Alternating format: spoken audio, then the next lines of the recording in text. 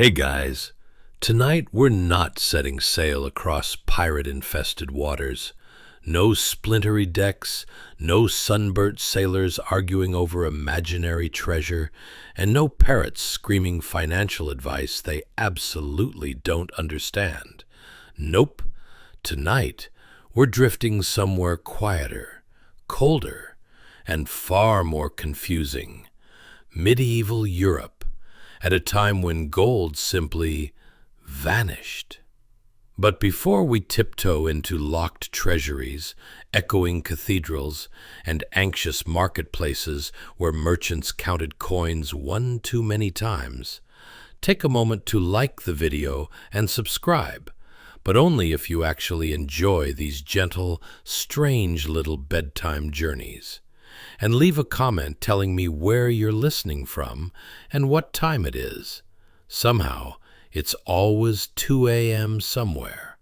And honestly, economic collapse feels especially mysterious at 2 a.m. Now dim those lights.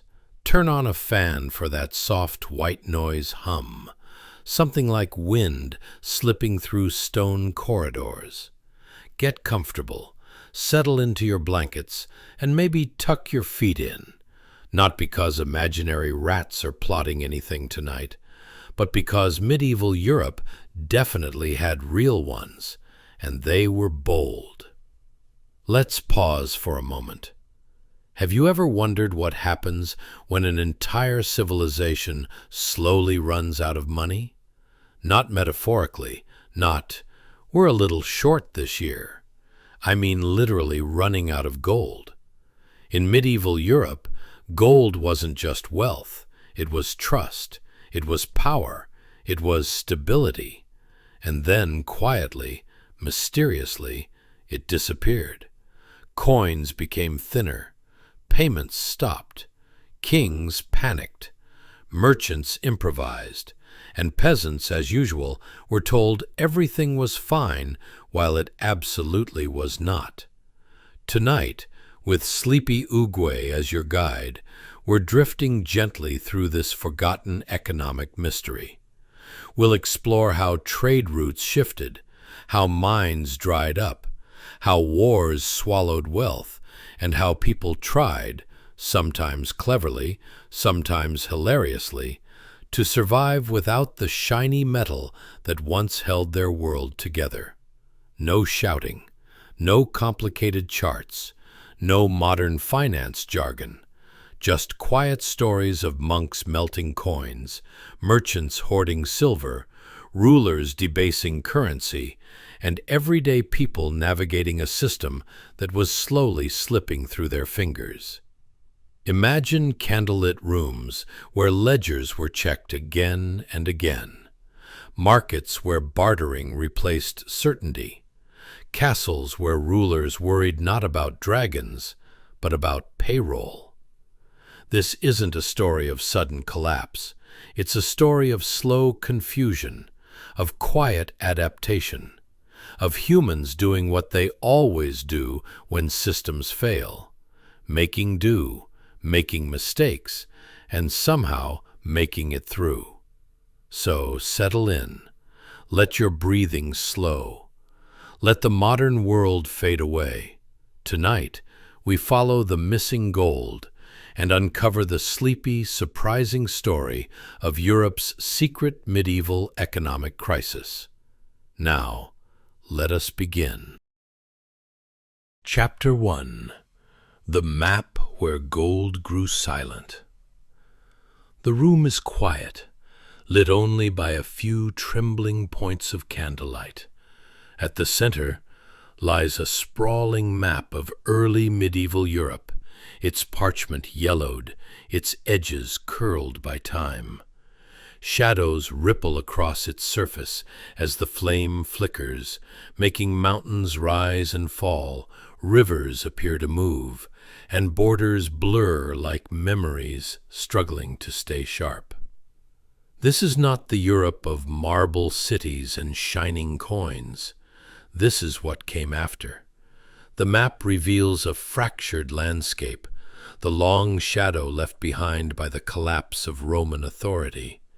Once, roads stretched like arteries across the continent, carrying gold, grain, soldiers, and certainty. Now those same routes fade into thin, broken lines, many of them leading nowhere. The empire that built and maintained them is gone, and with it, the invisible system that kept wealth flowing. Small glimmers of gold still appear on the map, isolated dots marking former trade hubs, river crossings, and coastal ports. But they are few, scattered, and dim. Wealth no longer circulates freely. It pools, disappears, reappears in unexpected places, then vanishes again. Gold has not ceased to exist. It has simply stopped moving. The candlelight drifts across the former heart of the Roman world. Italy looks quieter now. Cities that once rang with commerce feel muted, almost hollow. Without centralized taxation, without imperial mints producing standardized coins, gold slowly slips out of everyday life. Coins are hoarded, melted down, buried, or lost. Barter replaces currency. Trust replaces law. To the north and west, the map grows darker. Former provinces are now a patchwork of kingdoms: Visigoths, Franks, Lombards, Anglo-Saxons, each ruling locally, each focused on survival rather than trade. Borders are uncertain. Authority changes hands often. Long-distance commerce becomes dangerous, unpredictable, and rarely worth the risk. Trade routes once connected to the Mediterranean world now thin into faint traces. The great Roman highways crumble into dirt paths. Bridges collapse. Ports silt up. Merchants no longer travel with confidence.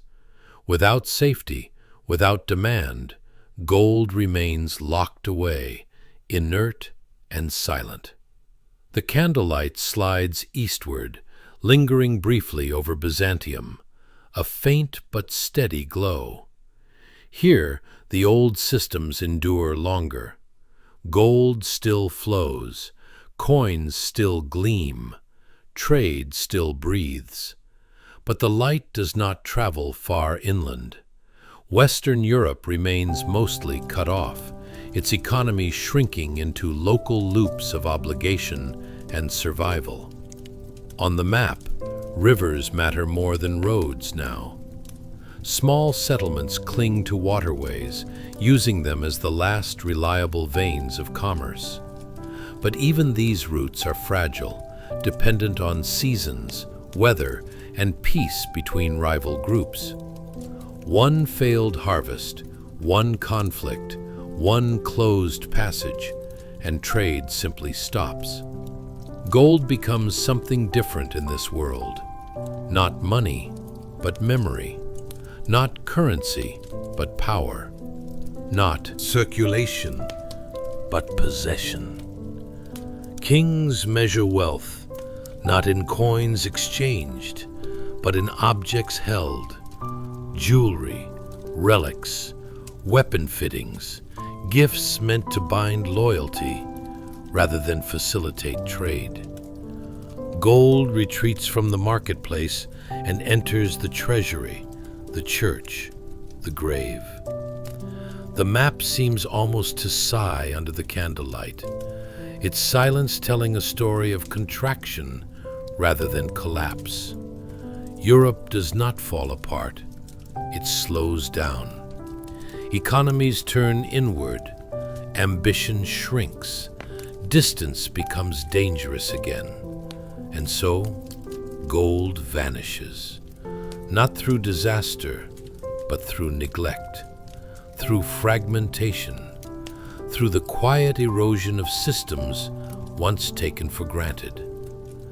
As the flame flickers lower, the map grows dimmer. Forgotten trade routes fade further into shadow, but somewhere beyond the darkness, change waits patiently. New paths will form, new networks will emerge, gold will move again, just not yet. For now, Europe sleeps, fractured, poorer, quieter, beneath the long, uncertain night of the early medieval world. Chapter 2: The Gleaming Silver Compromise. Let's take a moment to picture something sparkling. I mean, really, really shiny. Imagine a lovely, pure silver coin, polished to a dazzling brilliance, so bright it could blind a bard in a storytelling contest. This stunning piece of currency sits nestled on a sumptuous velvet cushion in the royal treasury, soaking up the dreams of financial prosperity like a sponge at a fairy tale cocktail party. Now, this glorious coin represents something far deeper than mere monetary value. It symbolizes the feverish desire of lords and traders alike to escape the chaos of their economically challenging times during the early Middle Ages. You may be thinking, wow, what must it feel like to be a sensationally stable silver coin? Well, allow me to answer. A bit like being the star quarterback in a medieval football game without the risk of being tackled by your overzealous serf friends. You see, by 650 AD, having a shiny treasure like this coin was about as desirable as gaining a Netflix subscription during a pandemic.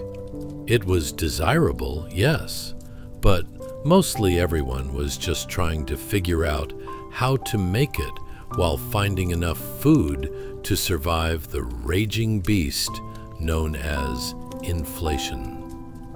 You may think it's all goblets and gowns in a medieval treasury, but in fact, it was more like a bizarre episode of a cooking show gone wrong. Just picture it. Chefs are racing around trying to whip up a feast with a collection of ingredients that have gone stale, while the judges stare down at them with skepticism and mild disappointment. As we leaf through this slice of life, we notice that silver coins weren't merely pretty medals. They were somewhat like that friend who always promises to chip in for pizza, but never does. Their presence was supposed to provide reassurance, no matter how many broken clay pots suggested otherwise. Picture merchants clasping these coins with the same reverence you'd display while holding your newborn, except in this case, it is a cold piece of metal you'd truly hope wouldn't end up lodged in a cow's nose during a game of toss. Now, when you strolled through a bustling medieval marketplace, the atmosphere wasn't merely woven with the sounds of bartering. It smelled of aged cheese, questionable sausages, and, let's be honest, your existential dread about whether you were going to eat today. Merchants waving around their shiny silver coins were attempting to prove their wealth, while simultaneously trying to avoid accidentally stepping on a chicken that clearly had aspirations of becoming the next fried delicacy.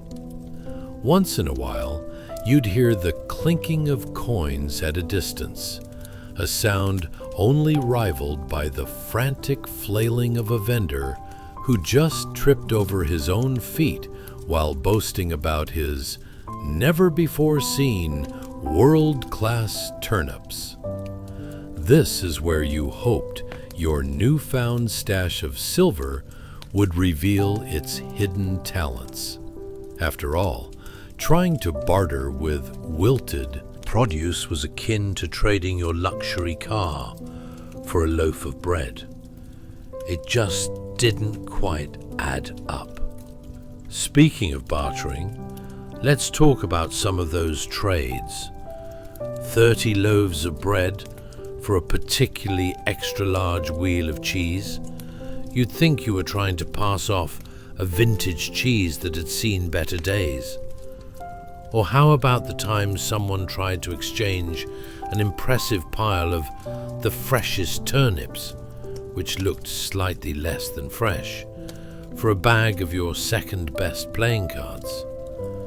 It's like the everyday chaos of a flea market, only there were fewer health inspections and far more rot.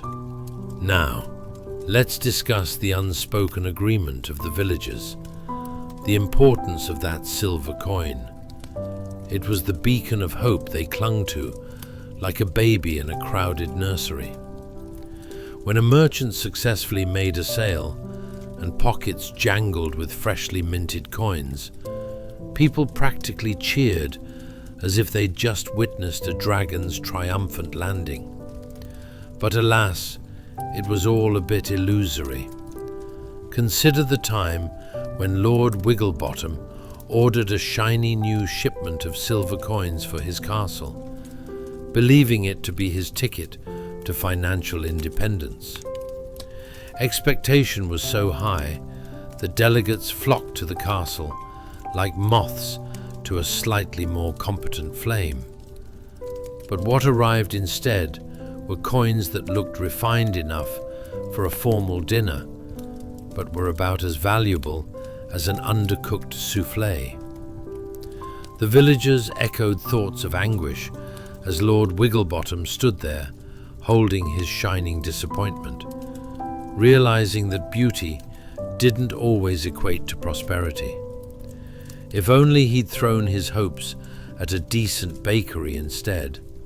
Now, picture cozying up to your dreams of fantastic dragons and majestic castles, with these bizarre characters undertaking their schemes and trades.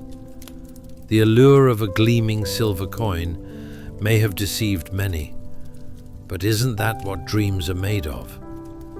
And as you drift off into a peaceful slumber, remember, even the finest coins can't save you from spending your last sixpence on a surprise ratatouille attempt.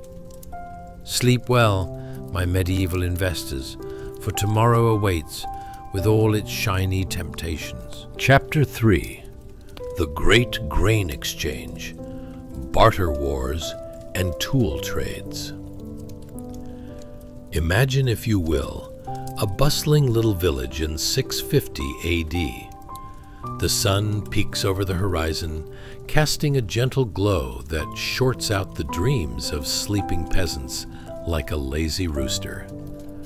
You've just woken up in a world where gold is as elusive as a respectable Wi-Fi connection. That's right, the currency of the folks here is straightforward. You scratch my back, I scratch yours, and potentially whack each other with the odd pitchfork during negotiations. In this ginormous barter party, nothing shouts value louder than a basket of grain. So let's set the scene. You walk into a marketplace where every corner smells of fresh earth, hay, and an odor you're unsure whether to classify as agricultural scents or medieval barbershop. Nearby, an astonishingly rugged fellow, let's call him Grim the Grain Merchant, stands there, hands as worn and calloused as your morning coffee cup on a bad day. He's exchanging a basket of grain for a rusty tool that seems to have seen better days, possibly in a time when treadmills were only used for running from bears rather than those ironic gym memberships. You slip into the crowd, watching as the villagers negotiate like they're training for the world's worst episode of The Price is Right. "I'll give you 2 rabbits for 1 shovel," they shout, as if the value of a rusty shovel is somehow equal to the number of fluffy bunnies it could dig up. And there's the problem, isn't it? You can't exactly pull out a credit card or Venmo someone for bread. No, that's a luxury reserved for the nobles. Instead, you engage in the clumsy ballet of barter, which is less about finesse and more about convincing your neighbor that they really need all these half-gnawed carrots you're offering. Think about it. Would you trust a guy who hands you a plank of wood for a couple of your best turnips? Especially when you vividly remember last spring when he tried to convince you that scrap metal was the new gold. You've got to be sharp. This isn't just trading. This is the very essence of a medieval reality show with a lot at stake, including your dignity.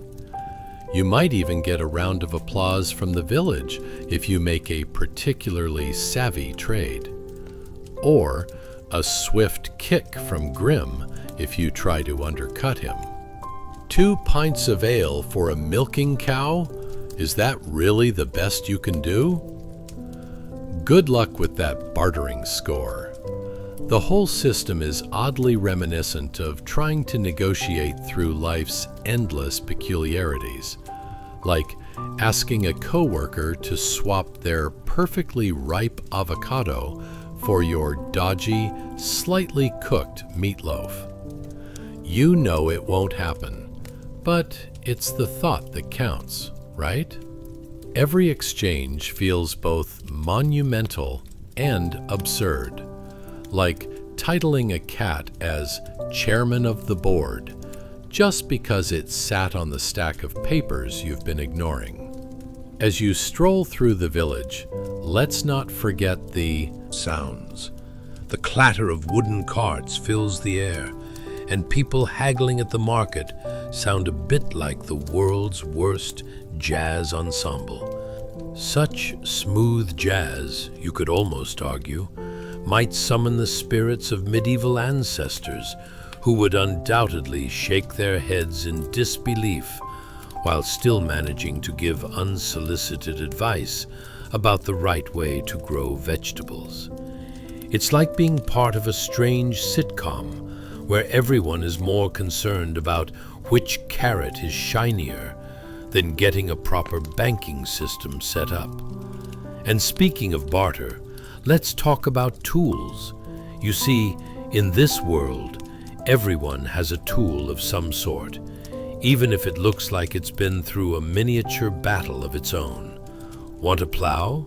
Sure, just trade me 3 bushels of barley.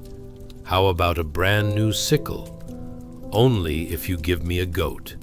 And your firstborn. Not your actual firstborn, just a casual threat to gauge sincerity. It's like trading Pokemon cards, but no one is really sure what value they hold or who's sweating more by the end of the exchange. Trading tools is particularly funny because it's a bit like swapping exercise equipment. Oh, you want my slightly rusted hoe? Well, what do I get in return? Your left shoe and a promise to never stand near me when I'm trying to lift this overgrown rock. Grimm the grain merchant is swindling everyone and collecting tools like they're rare action figures. This entire market is living proof that as long as you have something that looks remotely useful, you can swing a deal that might last until the next harvest. As the sun dips lower, casting long shadows of haggling villagers, you can't help but think how ridiculous it all is. Swapping grain for a tool you can hardly repair? It's a dance of wits, and it looks an awful lot like a game of musical chairs, except with axes. The kind of party where you might want to keep your knees bent and your senses sharp, lest you find yourself with a load of refuse no one wants. But hey, such is life. Here in this barter-based paradise, every transaction is part comedy, part chaos, and guess what? It all works out, like a mirror image of modern-day shop classes married to your grandmother's yard sale. Everything is one more round of haggling, from either a fabulous steal or an epic fail. And sometimes, that's all you can ask for. When things go awry, it makes for the best stories, if nothing else. So as you digest the absurdity of tool exchanges and grain negotiations, remember, this is just another day in the life of a medieval peasant, where humor thrives and every day feels like living in a sitcom burrowed in history. Now, as the sky darkens, prepare for the next adventure and ask yourself, would you really trade your buttery croissant for a bag of hay? Probably not. But in this era, you never know. Chapter 4. The Silver Coin Chronicles, a monarch's quest for control. Hey guys, welcome back to another night of absurdly historical hilarity. Tonight, we plunge into the heart of the early Middle Ages, an era so charmingly chaotic that even your most tangled set of phone charger wires might start to feel like a neatly organized closet. You'll find yourself in a grand world where gold is playing hide and seek and silver coins hold the key to a kingdom's ambition, much like your desire for that last slice of pizza at a party. So before we embark on this adventure, remember to like, subscribe, and comment. Only if you enjoy the ride, though. Don't worry, your secret is safe with us, just like a noble's stash of silver coins hidden beneath an overly ornate floor mat. Now, go ahead and dim the lights, switch on a gentle fan, and get cozy in your blankets. Imagine you're seated in a lavish hall where the walls are adorned with silver and gold trinkets. Well, at least in your dreams, because the reality is a touch less shiny. Ever wondered if that regal monarch seated on a throne gets more than 3 minutes of privacy before hearing a peasant complain about the state of their turnips? Or how often they think about upgrading their crown to something cooler, like a foam finger that says, #1 ruler. Perhaps it would really take their kingdom to a new level of prosperity. After all, who wouldn't want a crown that promotes friendliness and support instead of just, I'm better than you? Congratulations, you've just woken up in 650 AD, face to face with a monarch who is about as regal as a cat in a bathtub, grappling with the concept of economic control, like trying to herd a snail stampede. You blink into the flickering candlelight and notice our determined monarch, clad in a tunic that is slightly out of fashion. They sit on a simple throne that looks surprisingly uncomfortable, like an over-enthusiastic IKEA project gone wrong. Behold, they shout, raising a single, newly minted silver coin. This coin is like the monarch's gold star sticker, meticulously placed over their visit to the dentist. Except this time, it means centralization and the ambition for power rather than just a clean bill of oral health.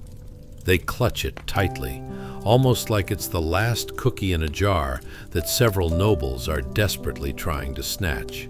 Their plan? To standardize transactions across the kingdom. Just picture that. Knights negotiating with peasants, each wielding silver coins instead of javelins. Much less brutal, yet even more confusing. And here comes the fun part. Imagine the sound of that coin clinking against the ornate throne as the monarch gestures passionately about centralized economies, their glorious dreams echoing through the hall like a cat trying to sing opera.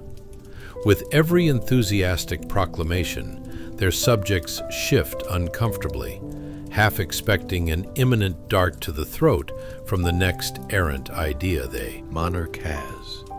Imagine a world, they proclaim, where castles aren't left with a spare rug to barter for a basket of grain.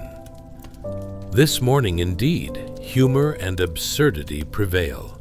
Peasants look on, daring to think the impossible. Maybe they could take their stashed silver coins, not to buy sandals flavored with sage or barrels of questionable ale, but perhaps a shovel that actually digs. What a revolutionary idea! Every time the monarch speaks passionately about coins, a small group of guards fidgets nervously. What if someone actually dares to sit on a throne and consider trading their shiny springs for this precious metal? It's a conundrum of hilariously epic proportions, one that might rival a soap opera, but with slightly fewer romantic subplots and a fair amount of peasant grumbling. "Hey, buddy, that coin better be worth my goat," they mutter to one another, planning future negotiations, because nothing screams economic destiny like a village brimming with sheep-related tension. Now, let's paint a picture of the haggling that ensues when silver coins enter the mix. Imagine bundled peasants elbowing each other in the livestock market. "I'll give you 3 silver coins and a pair of shoes for that goat." "Sorry, mate, I'm holding out for 5 pairs of shoes. How do you expect me to run a goat farm on shoes that have sawdust for cushioning?" Peasants will jump at any chance to make a bargain, and they're equal parts strategists and jesters, haggling over shovels like it's an episode of The Real Housewives of Peasants. "Oh, darling, I have more silver coins than cents. Don't you dare approach my goat with less than 4. She's a real treasure." The fervor is akin to a weekend yard sale, where the stakes are, let's face it, just as high, but with slightly less $100 bills in the background. Now you can feel the tension rising in the air, carried by the sound of silver clinking against rough hands. It almost sounds like the morose soundtrack of regret as trades go awry and goats become pawns in a medieval chess game where strategy is crucial, but the outcome is horrifyingly predictable. Well, now I can't trade this goat for a decent set of socks. Great. What do I do with a goat wearing my shoe size? Ultimately, the scene depicts a whimsical chaos where everyone's grasping at dreams, coins, and the illusion of control. Life in this quirky medieval ambience is not just about survival, but rather a laughably epic juggle of hopes, bargains, and a few skirmishes over who's the best scrapper in the shallow end of society. So, as the echoes of the vibrant marketplace linger, let's ease into the next chapter of this unpredictable adventure and wonder how the fickle fortunes might be spinning in the halls of our misguided monarch's ambitions. Who knows? Perhaps there's another round of unfortunate yet hilarious trades on the horizon. Chapter 5. The Market Square of Coined Dreams and Goat Shenanigans. Let's meander into the grand tapestry of medieval life. A bustling village market square filled with excitement and a smattering of dubious life choices. Imagine stepping into a scene that feels like your average Sunday flea market, except the products are 10 times more questionable, and instead of vintage, it's all village relic, come see what I found in my mother's attic. As you stroll through the square, you're greeted with a cacophony of sounds. Vendors barking prices louder than a rooster at dawn. Children weaving through the crowd like over-caffeinated squirrels. And the faintest whiff of questionable fish mingling with the aromas of freshly baked, well, let's be honest, probably stale, bread. Picture it. A colorful medley of stalls, each more extravagant than the last, hawking everything from handmade pottery, one of which may or may not contain an unsightly crack, to garments made from sheep wool that have seen more than their fair share of mud and goat hair. Now, let's be clear. Coinage in this vibrant hive of commerce is more precious than ever. In a period where shiny discs of silver seem to be the reigning royalty, the tension hangs like that one uncomfortable pause you experience when you realize you forgot someone's name at a party. Above all, the few existing coins are treated with a sense of reverence, usually reserved for one's only pair of good shoes. Vendors cling to their handful of coins like their life vests in a turbulent sea, meticulously counting and recounting, whispering secrets about their value as if they might sprout legs and disappear. "Is that a real coin?" a vendor whispers, eyes darting suspiciously to a potential buyer who looks just slightly less trustworthy than a stray goat eyeing your lunch. The atmosphere is electric, but only the way that a mildly aggressive house cat might hum with energy right before deciding to leap into your lap with all the grace of a drunken knight.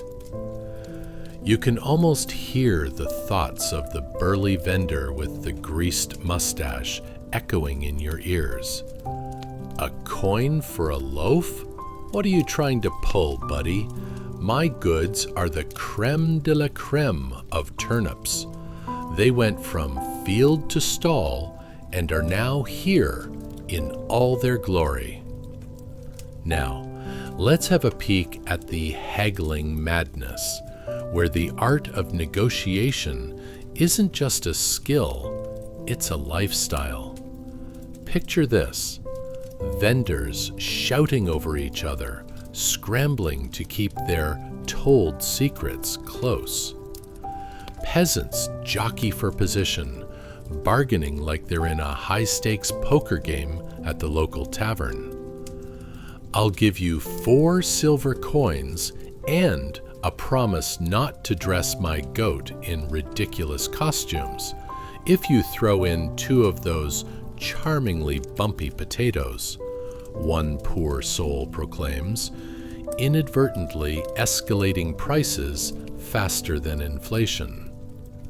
Oh yes, you've reached the pivotal moment where trading isn't just about goods or coins. It's A strategic dance of wits akin to a medieval chess match. Wouldn't it be glorious if the peasants could answer your modern woes with but a single piece of silver? Imagine they'd chirp, "Oh, you want that avocado toast? 2 silver coins, but only if you don't say organic," while eyeing your half-eaten lunch suspiciously. Amongst the chaos, there's a certain beauty in absurdity. Picture a ravenous crowd, dogs loitering for scraps, children trying to pocket shiny things that probably belong to someone else, and chickens just generally making poor life choices like pecking at stray coins.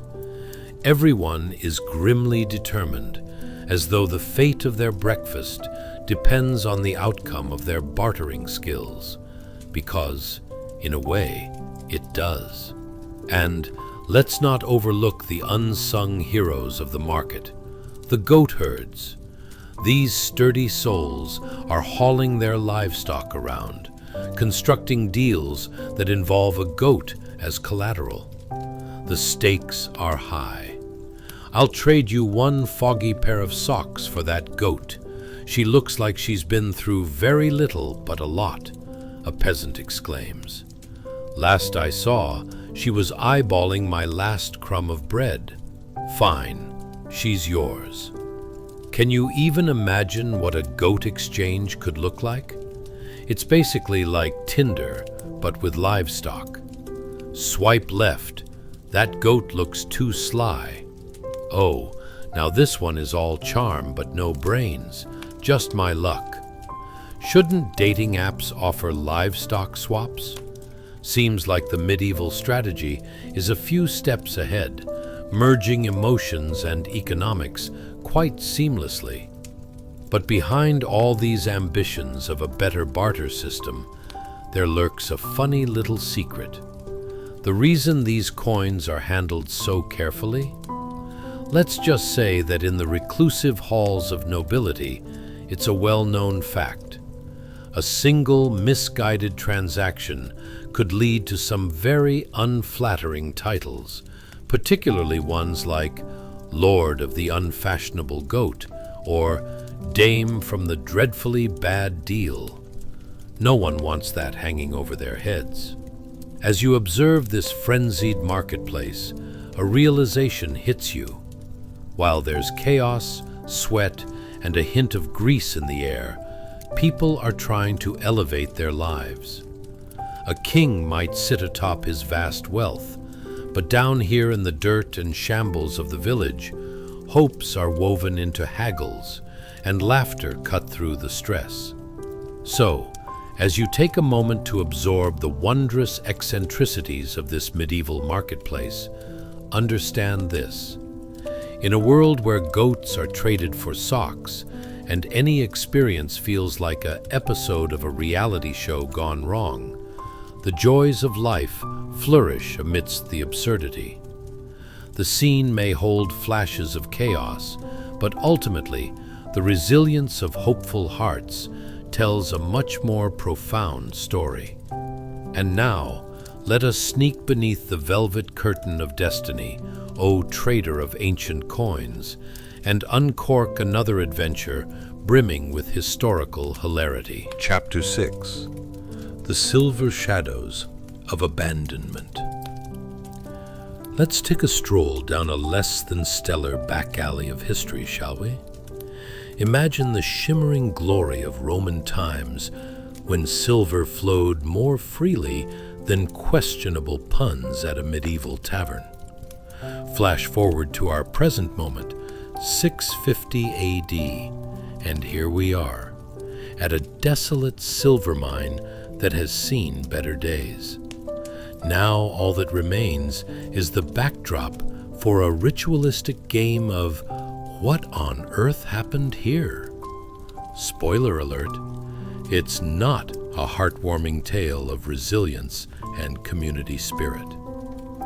As you arrive, the air carries a damp, earthy scent that mingles awkwardly with the haunting whispers of forgotten miners. Thick, twisted vines of ivy snicker sardonically as they cling stubbornly to what was once a vibrant hub of industry. The mine's mouth yawns open, a mouth long deprived of laughter and silver baubles. It appears to have taken up the fine art of hibernation, with moss swaddled around its crater like a cozy green blanket. You might even feel a chill that plays a haunting symphony of forgotten dreams, like the mine itself is wistfully sighing, "Ah, the days when we could have used a good dental plan, or simply been more responsibly mined.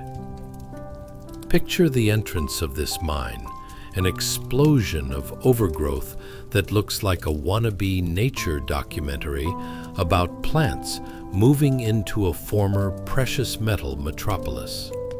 And here you are, standing before this glorious backdrop, a place where silver once sparkled with the enthusiasm of a puppy seeing its chew toy for the first time. Now, well, the only glory is more moss than metal, reminding you of that unfortunate pair of pants you keep intending to throw away because of how badly they've aged. Once upon a time, miners hustled in and out of this dark abyss, but fast forward to the present moment, and those miners would be met with an ear-splitting silence that echoes louder than the distant chime of a church bell at noon. Oh, how history loves its cruel ironies. The rhythmic clang of metal on metal has now been replaced with the gentle rustle of leaves, whispering secrets about how perhaps the concept of moderation could have saved everyone a lifetime of digging. Ever wondered what a typical day in the mine would look like? Picture this. Miners squabble over their meager pickaxes and joke about who has the worst case of backache, while an unfortunate soul who forgot to wear proper footgear wails in agony, feet forever immortalized as the true casualties of mining woes. These hardy fellows would drill into the earth, spitting dust and sweat, while sharing glories of days past over bowls of something resembling gruel. Think of gruel as the medieval equivalent of instant oatmeal, but somehow stale even before you add water. And what is this madness of escapades deep underground? It's as claustrophobic as trying to squeeze into tights after holiday feasting. But let's not forget the excitement of dragging silver out of the walls as If pulling rabbits out of hats. spoiler alert, it's 80% mud and 20% whimsy. Can we talk about the irony of mining silver during an economic crisis? It's like trying to sell snow shovels in summer. Everyone's bewildered, and your only potential customers are ice sculptures. As you stand in that abandoned mine, it becomes clear. The mining industry wasn't just a job. It was practically a medieval game show where contestants literally risked life and limb for chests of shiny metal, all the while keeping an eye on who might accidentally sell them a cursed brooch on the side. Hey, does this silver look a little less shiny than you'd expect? You get two for the price of one if you take my charmingly defective rapier too. Yet here lies the magic, or lack thereof, of this silver-laden tale. The numismatic dream withered away faster than livestock prices during a feast day, leaving only echoes of hopes dashed against a backdrop of ashen earth. The story of the mine's demise mirrors the rise and fall of other fads. Ever tried wearing bell-bottoms while riding a bicycle? Go ahead, ask anyone, and they'll nod knowingly. There's a reason those fashions didn't last. The market's reliance on silver tokens crumbled as if they were made of biscuit dough, an unfortunate reminder that wealth could be more cyclical than the latest village gossip. Men went from glimmering dreams to grim reapers of their own financial misfortunes. Their former ambitions of striking it rich swiftly became echoes lost in time, as if they were narrative ghost tales that rambled on at the local tavern long after anyone cared to listen. Sitting there amidst the silent ruins, you can almost hear a minor lament. Ah, we dreamed of riches. All we got were this damp and forever-altering backache. The moss, no longer a mere decoration, seems to nod in passive agreement, a silent witness to the folly of man's ambitions. There's a touch of comedy, after all, found in this very tragedy of centuries gone by. People wanting fortunes, while nature rolled its eyes like a bored teenager at a family function. Let this abandoned silver mine serve as a reminder, dear traveler, that sometimes the brightest dreams fade into shadows just as easily as a good punchline falls flat. Now, as you breathe in the weight of history, you, my friend, may have just inadvertently stumbled upon the lesson of what not to do when panning for fortune.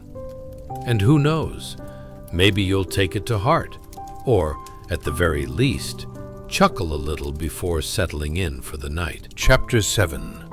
The Glimmer of Gold Amidst Silvery Shadows.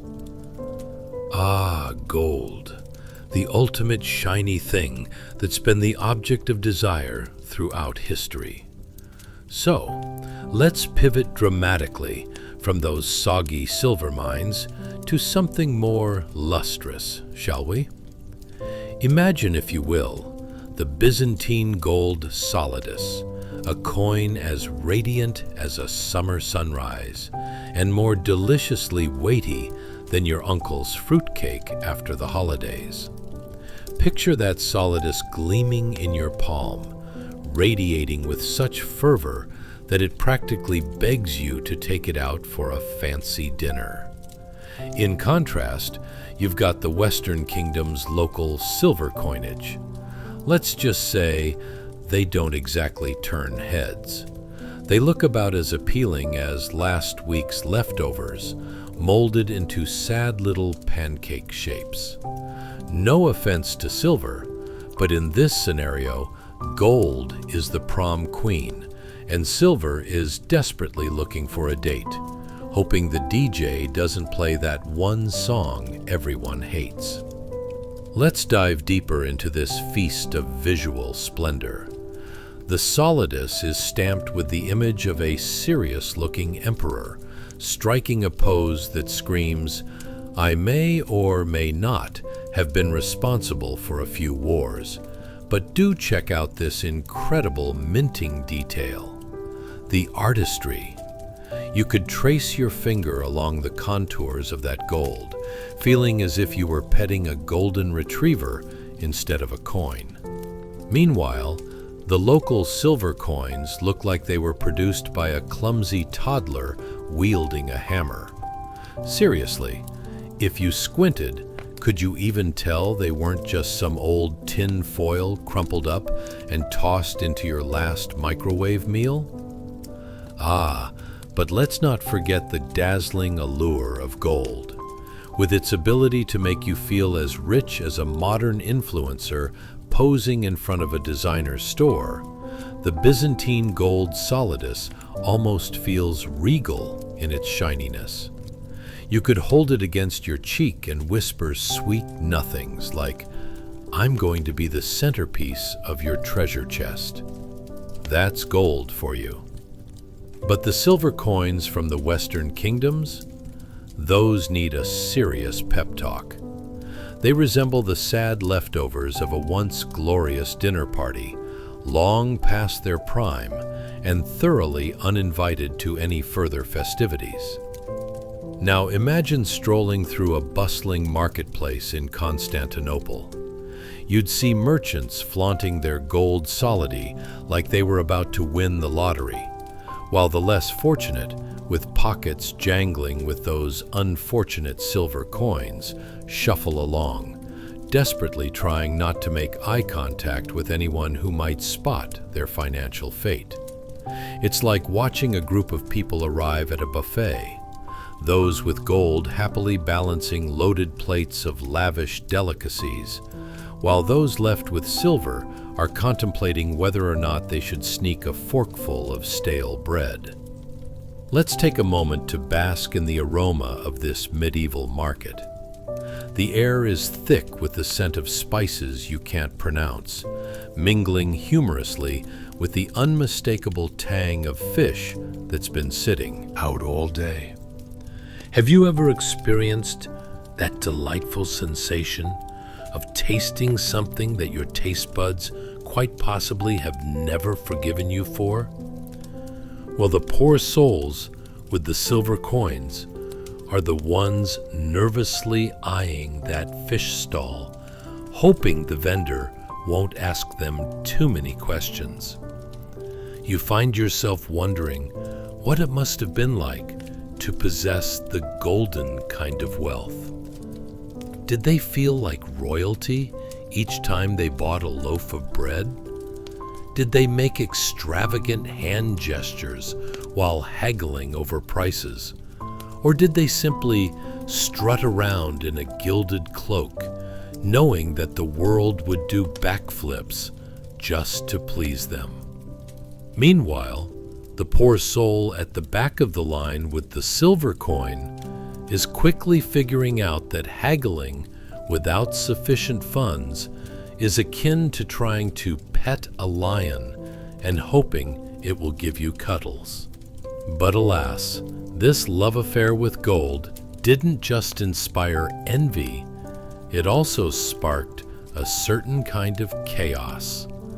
Imagine a realm where everyone was so obsessed with that shining metal that cities unintentionally turned into local game shows, with the grand prize being more coins.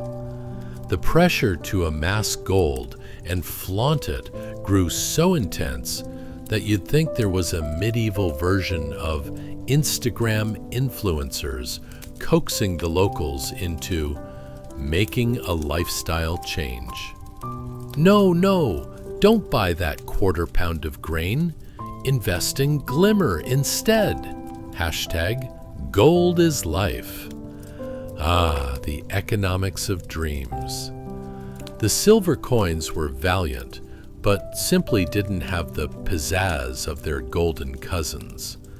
People were like moths drawn to the mesmerizing glow of the solidus, forgetting that silver, with its tarnishing charm, was still good for a pint of ale or a couple of turnips. "What's the cost?" they would ask at taverns, while the wealthy, morning after a lavish ball, would sing of their golden triumphs. The rest of the folk would drown their sorrows in a mug of ale while lamenting their silver coins, speaking in solemn whispers of missed chances. And thus, dear dreamer, we find ourselves rolling through the captivating age when riches were measured not just in weight, but also in sparks of envy and dreams shattered against the backdrop of a glimmering economy. The scene shifts, the laughter echoes, but one thing remains. Amid the struggles, where would we be without the absurdity of human ambition? Just a bunch of silver coins, wishing they could shine brighter, perhaps. So let your mind rest with a chuckle at the audacity of it all, the glitter of gold, the plaintive appeal of silver, and the dreams that danced between the two, just like misplaced expectations at a family reunion. Ah, what a time it was. Chapter 8. The Longships and Their Slightly Fearsome Cargo. Hey guys, get ready for a grand journey that's as muddy as your old gym shoes after a rainy day. Tonight, we land on the shores of early medieval Europe, where Viking longships are about as likely to greet you as your neighbor's dog with a penchant for barking at nothing. Spoiler alert, if you have claustrophobia, this might not be the trip for you. As we go through this wild adventure, remember to like, subscribe, and, if you're feeling extra generous, comment. Only if you genuinely enjoy this, of course. We wouldn't want to pressure you, like that time your Aunt Mabel insisted you taste her unique tuna casserole. So, dim the lights, turn on a fan to create that perfect breeze of cozy, and get comfortable. Ever wondered what it's like to awaken on a stormy shore, surrounded by wet, muddy chaos? Or how about trying to find a way to negotiate with a band of unruly Norse raiders, who might consider anything less than a mountain of silver an absolute insult to their boldness? Imagine them strutting around with their horned helmets, scaring off community goats, while demanding shiny things like they were toddlers in a toy store. Because honestly, we're about to witness a tale that sounds awfully familiar. Just swap gold for Wi-Fi passwords in our own chaotic world. And without further ado, congratulations. You've just woken up on a soggy European shore in 650 AD, where the longships have just made their infamous arrival. How delightful, or terrifying, depending on how fond you are of your possessions. As you blink the sleep out of your eyes, the first thing you notice are the ominous silhouettes of longships creeping along the horizon, cutting through the mist like a bad haircut through trendy scarves. These vessels, made from the finest wood sourced from who knows where, are designed not just for transportation, but possibly to intimidate the very soil they tread upon, like toddlers wielding oversized foam swords.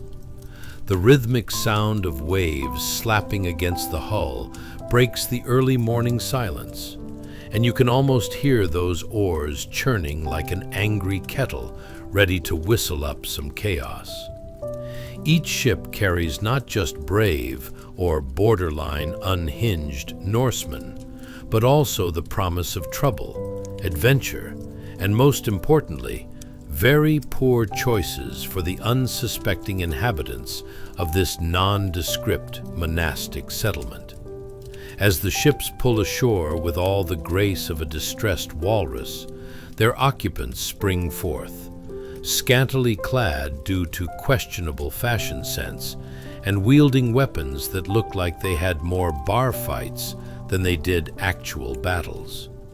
You can almost hear them yelling, "Ahoy, shore folks! We come for your silver!"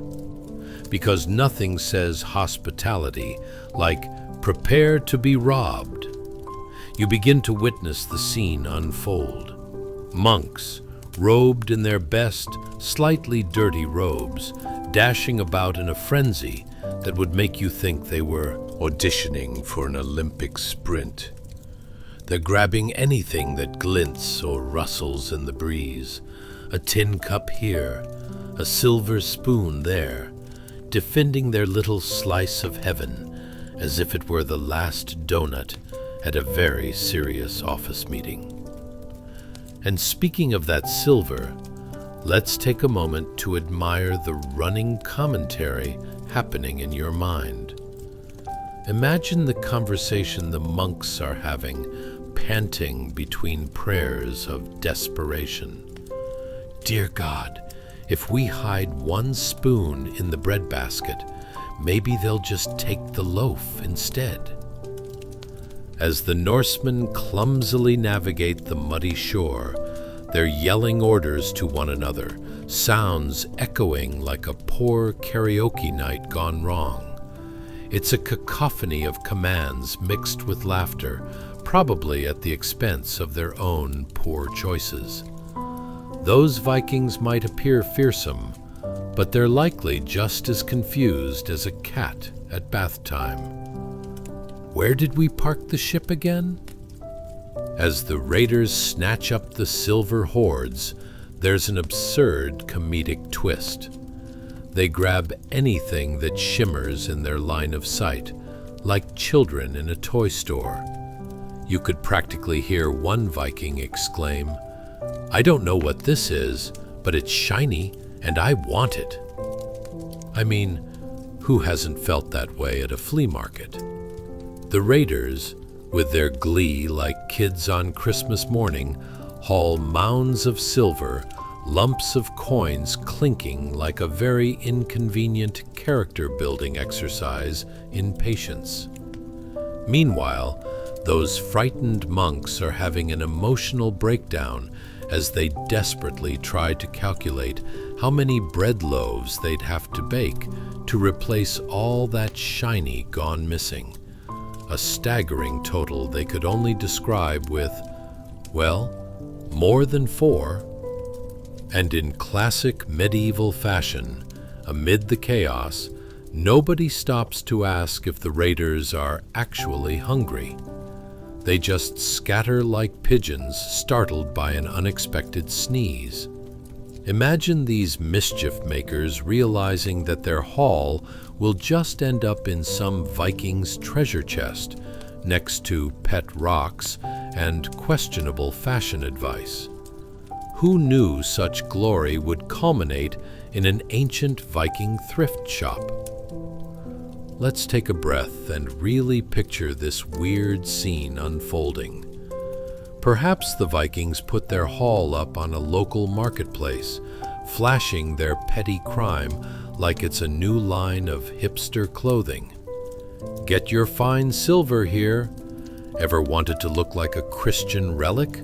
they'd say, holding up a gaudy chalice with enthusiasm you could only describe as slightly off-putting. So here you are, at the shore, witnessing a moment that might just resemble a sitcom sketch. Vikings bumbling in their heights of glory, while the rest of the world watches from behind curtains, noting the audacity and absurd plot twists. Ah, yes, just another day in medieval Europe, where muddy shores bring tales of raiders and riches, and chronicles where prayer meets the sound of metal clinking, a timeless dance of mischief and mayhem that never quite goes out of style. Chapter 9: The Terrified Monk and His Shiny Dilemma. Hey guys, pull your blankets a little tighter, because we're diving into a scene that's about as comfortable as an ill-fitting shoe filled with gravel. 650 AD, Europe. Picture this, a monastery that holds more glistening treasure than a pirate's hoard, and one poor monk standing guard like a confused scarecrow caught in a windstorm. Let's take a minute to think about monks back then. They were like those earnest people at the gym who keep reminding you to hydrate while you're just there for the Wi-Fi. Ever wondered what it was like to be one of those monks, clutching onto silver and jeweled reliquaries with more anxiety than a toddler in a room full of balloons? Imagine trying to conduct the evening prayer as a shadowy army of Viking raiders looms nearby, ready to ruin your perfectly organized treasure collection simply because shiny things seem to magically attract ransackers. Just how did these courageous monks hold their ground against what looked like a recruitment day for the world's most aggressive treasure hunters? As you lean in a little closer, imagine our monk, Brother Egbert, let's call him that.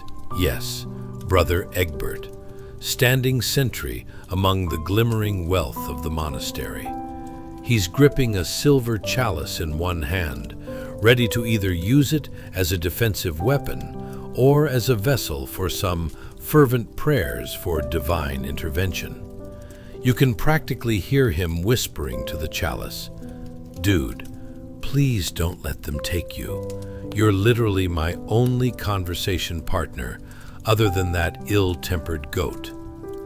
While Egbert paces nervously, the sound of Viking footsteps looms closer, thundering with all the subtlety of a herd of stampeding elephants.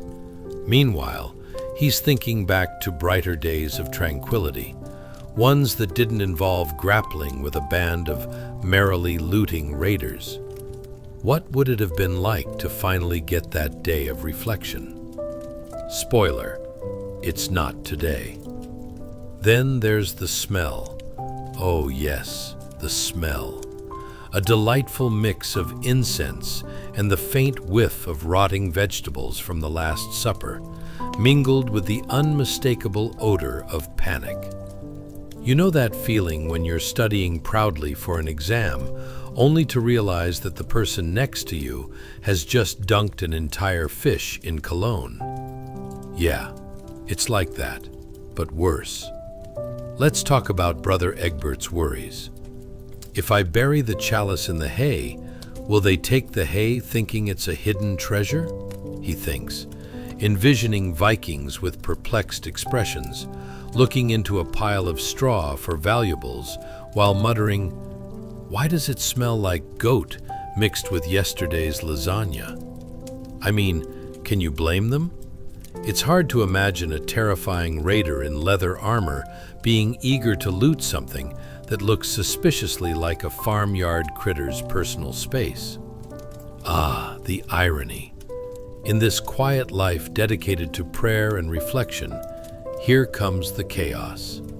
As Brother Egbert takes a deep breath, he smells fear mixed with a faint whiff of some badly aged cheese from the larder, a classic medieval snack, one could say.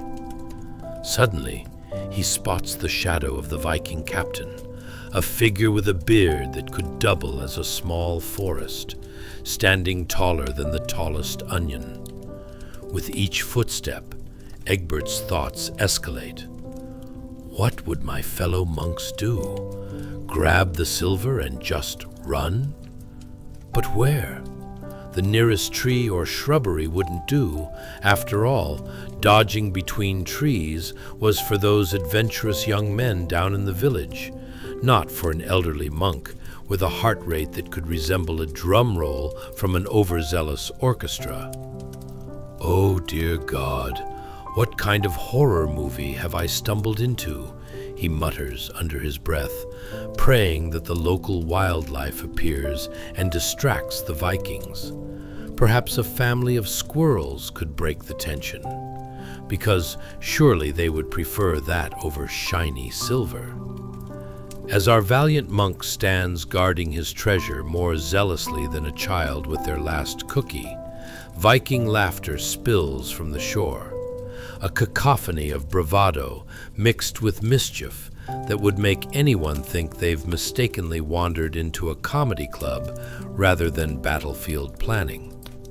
It feels like a scene stolen from a bizarre medieval sitcom, an oddly hilarious struggle between a well-meaning monk and a bunch of raucous raiders proficient in treasure hunting but decidedly poor in reasoning. How absurd would it be if, in the middle of their chaotic shenanigans, Viking warriors paused to debate the ethical implications of stealing from a monastery? Should we be doing this? One might ask, clutching a glimmering silver spoon. I mean, they could really use that for prayer. You can just picture other Vikings rolling their eyes as they prepare to raid, shrugging off the moral compass like it's a mantle too heavy to bear. And just as it seems Brother Egbert's fate hangs in the balance, as narrow as a cat in a peel-off layer potato chip bag, something miraculous happens, something incredible, something soul-soothingly absurd. The youngest Viking trips over a wayward pebble, causing a chain reaction akin to dominoes falling in slow motion, each Viking falling onto the next in a magnificent comedic display. Mustering all of his courage, Brother Egbert lets out a defeated chuckle, stepping forward just as they tumble into a heap. Sometimes, in the chaos of life, or the chaos of Viking raiding, The best response is to meet absurdity with the same level of confusion. After all, chaos sometimes leads to treasures far beyond gold, like resilience, laughter, and an unforgettable story, or perhaps even a newfound friendship with a forest full of squirrels. So now you breathe easy, not just for Brother Egbert, but for all the monks who, with their shiny treasures, remind us that adventures come in all forms, even from tales sprinkled with a little chaos and a touch of ridiculousness. Tension. Released, it seems that maybe, just maybe, silver wasn't the only treasure after all. And thus, the monastery, despite its challenges, stands strong against the dizzying tides of history, where shiny things will always find their way from the hand of one to the hands of many. Or perhaps a band of overzealous, comically confused Vikings just searching for a snack. Chapter 10. The Coin of the Realm and the Brawny Blacksmith. Hey guys, snuggle in tightly because we're about to step into a place where the currency is as ugly as a cat that has just lost its 9th life. A medieval mint around 650 AD. Picture yourself in a workshop bustling with energy, more chaotic than a toddler's birthday party gone wrong, with the clanging of hammers echoing through the air and the smell of hot metal wafting around like an aggressive cologne ad gone awry. You're right in the middle of a drama that's less about golden treasures and more about sheer grit. Now, let's talk about our brawny blacksmith. You envision a muscular figure, perhaps someone who looks like he could bench press a cow, and no, not a calico baby calf, but a full-grown one. He's there, forearms stretching like the branches of an ancient oak tree, sweat glistening down his rugged face, hammering away at a rough metal blank with the grace of a mountain goat on roller skates. The clang of iron strikes turn your scalp a bit numb, if you could feel your scalp, that is. Spoiler alert, the sound alone could give even the bravest Viking pause, making them reconsider their life choices. But you've got to wonder, what was going through the blacksmith's mind? Was he planning a glorious future, or simply trying to figure out how to make ends meet while avoiding that awkward tavern confrontation with the guy who keeps ordering the extravagant fish stew? You know the one. He insists on using a silver spoon, all while everyone else is trying to ignore the peculiar smell wafting from beneath his favorite hat. As our burly protagonist pounds the metal, let's set the scene. The workshop is hotter than a summer day in the Sahara, and not in a cute, cozy way. It's more like being trapped in a toaster oven, and you've decided to throw in a couple of marshmallows for good measure, only to find you've created some charred, abominable mix of melted goo. You can practically feel the heat radiating, offering you a tantalizing glimpse into the subtle joys of medieval life, like working in an oven where everyone's a little more than crispy around the edges. Now, this mint isn't just some quaint little shop. It's a hotbed of economic drama, more intense than a Game of Thrones episode. But instead of dragons and political intrigue, the stakes involve forging coins that look more like lopsided pancakes than the shiny little treasures you'd think they'd be. You know how some mornings you wake up and question all of your life choices? Well, think about the poor peasants receiving these coins. Is this real gold? Or did someone just stomp on the notion of currency after a long night of drinking questionable ale? Every clang of the hammer is a story. It cries out the tales of trades gone wrong, the dissatisfied peasants who show up demanding fair value for their potatoes. Yes, potatoes, which were all the rage until a particularly sassy priest declared they were too fashionable for the likes of common folk. Who knew that tubers could incite such drama? You lean in, picturing the necessity for customization. Each coin produced might have its own unique dent, a collection of stories stamped in indifference.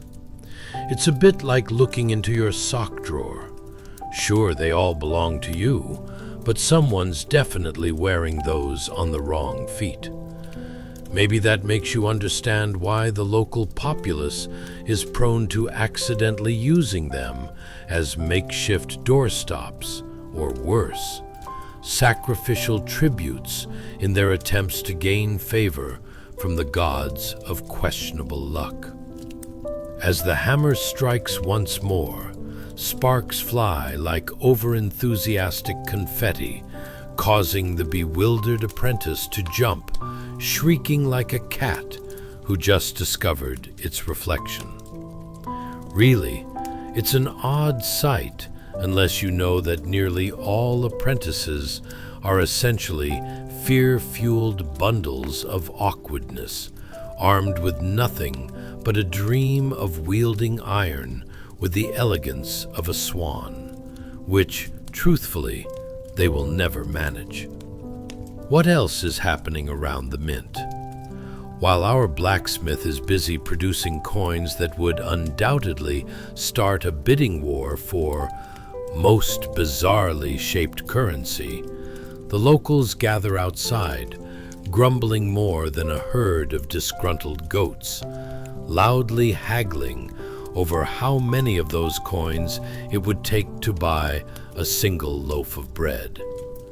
Good luck deciphering the actual value of something that looks like it had a solid run-in at the local tavern's brewfest. Meanwhile, the aroma wafting through the open door isn't just from the freshly minted coins. It's also a medley of overcooked cabbage, something that might endeavor to be dinner, but is, let's be honest, more like a cruel joke. It supposedly smells like home, one villager might say, if home was built out of regret and the remnants of last week's market day. The overlord, having demanded his fair share of taxes, waits impatiently for his latest shipments. But are these coins truly worth the weight of their metal? Future historians might only find out by flipping through centuries-old receipts, wondering why so many taxes consisted of soggy vegetables and excess goat wool. The blacksmith continues hammering, as both an artist forging a livelihood and someone who might just be one coin away from a full-blown existential crisis. The scene comes alive as you picture all of this chaos. A muscular blacksmith shaping coins, the curious villagers hustling, the distant sound of a chicken squawking as if lobbying for its own currency rights. In the end, it's like a surreal medieval soap opera, where the stakes are high, but the humor inevitably reigns triumphant.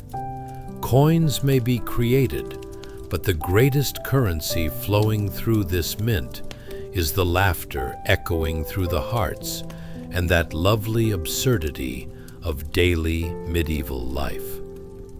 Now, as the hammer falls silent for a moment, you reflect, not just on the making of crude coins, but on every individual moment, each a treasure in its own right, filled with perfectly flawed beauty. In a world where gold might vanish and coins might arrive looking less dignified than expected, the richness remains in the stories each creation holds, just like the odd experiences we all share today in our own bustling markets of life. Chapter 11. The Royal Rumble of Currency. Hey guys, cozy up like a medieval peasant after a hard day of labor, because we're about to wander into a royal court that's as heated as a blacksmith's forge on a summer day. Picture it, 650 AD, and the Grand Hall is so fancy it's practically ready for a royal ball. Assuming the ball involves endless debates about silver coins instead of waltzing, which, as you can guess, is way less glamorous. Imagine chandeliers made out of animal hooves and goblets that look suspiciously like melted silver spoons. It's a complete affair where the stakes are as high as a jester on caffeine. Now, take a moment to ask yourself, why on earth does a currency crisis feel like a Monday morning meeting at the office? Ever felt the pressure of adulthood while juggling bills that mysteriously multiply like rabbits? Or maybe you found yourself wondering why on earth your online shopping cart is filled with items you clearly don't need, like a decorative ceramic unicorn. Imagine if you had to explain that to a medieval noble. Ah yes, Lord Wilhelm, I simply must have 7 surprisingly useless trinkets. Well, in this royal gathering, the officials are a mix of pompous nobles and anxious merchants, all passionately debating whether to standardize silver currency to save themselves from economic chaos. The air is thick with tension, much like that last-minute attempt to grab a snack before the fridge raider strikes. You can almost hear the nobles grumbling, "If we don't figure this out, I might have to interact with actual peasants." The horror! Picture one impatient noble, his gold-embroidered tunic straining under the pressure of his own opinions, declaring with a flourish, "We need silver coins that are universally accepted, or we'll end up in the depths of economic despair, reduced to bartering goats for cabbage." He gestures dramatically to a nearby serf who's sneaking a few glances through the door, oblivious to the tension, more enthralled by the scent of roasted meat wafting in from the kitchens, his stomach growling loudly enough to become part of the debate. Now, let's talk about the silver. The nobles wanted their silver currency to shine brighter than their own egos, but the coins were so poorly minted they resembled something more akin to discarded bottle caps than true currency. They were the kind of coins you'd find in your couch cushions after a movie night gone horribly wrong. Is this a quarter, or just a very sad, misshapen piece of metal? The confusion alone could start a new world war over chips and salsa. As the debate rages on, you might imagine one merchant standing up with enough nerve to question, "Are we truly using coins modeled after last year's stale bread? Because I swear, I could barter for a loaf without worrying someone's about to cry foul." The nobles gasped as if he'd just suggested a dance-off. Suddenly, the questions of value start Flying. What even is a fair trade for a cart of cabbages? 2 of those dubious coins? Perhaps a goat with a slightly better personality. Everywhere you look, officials are flailing their arms as if they are conducting some bizarre orchestra of confused peasants and distracted chickens. Imagine a world where peasants actually understand the value of what they're receiving. "I'd rather wear a sock on my head," another noble exclaims, shrugging off the suggestion with all the finesse of a drunken bard. The mere thought of it sends shivers down their spines, because in their glittering world, that was the equivalent of throwing a party and forgetting the drinks. While up on the elevated dais, the king is attempting to keep control, but you can practically hear the creaking of his crown. Quiet down, everyone. Can we focus on the pressing issue of keeping our economy from collapsing like a poorly built wattle wall? He fiddles with his overly elaborate scepter. Seriously, it's like he's trying to win a medieval craft contest. But amidst all this royal ruckus, each noble has their own agenda, which is convenient for comedic purposes. "Hey, don't let the economy crash. I've got a haircut appointment next Tuesday." You, having taken a seat next to a rather fidgety noble, catch whispers of ancient ghost tales of a curse, the curse of the poor coin, which can only be broken by establishing the first proper mint. The very thought of it almost sends you into fits of laughter. After all, how would one actually break a curse? Maybe by tossing 3 goat hooves into the nearby river. Or is that just what they call a Thursday on the other side of town? As debates grow more intense, the stench of roasted meats and sweat mingles in a way that can only be described as disturbingly aromatic. This gathering really is less of a political meeting and more of an episode of medieval bake-off gone wrong. Why fret over coins when you've got a banquet spread worthy of greatest modern-day Pinterest fails? Imagine charred meats alongside blackened cabbage. Style points might not count for much, but they provide the comedic relief needed when everyone's about to bite the dust from economic despair.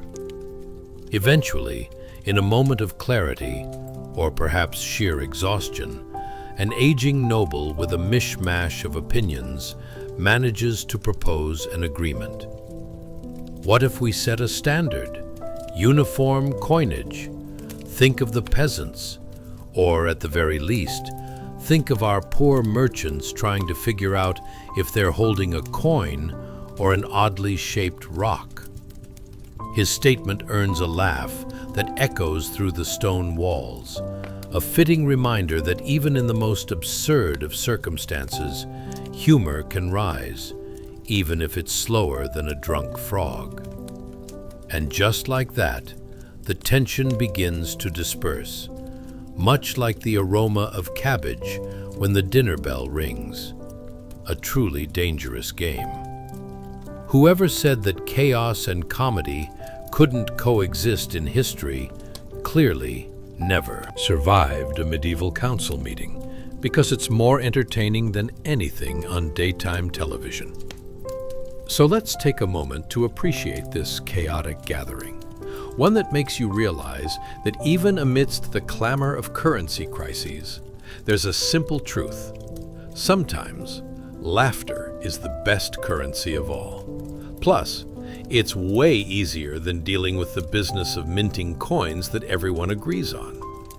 It's a lesson not just from history, but from our own bewildering lives, where the exchanges we make are often worth an awful lot, even when they are wrapped up in the most absurd of packages. Chapter 12. The Silver Shenanigans. Let's talk about money. Ah, the universally debated topic that brings people together like a potluck where everyone accidentally brings potato salad.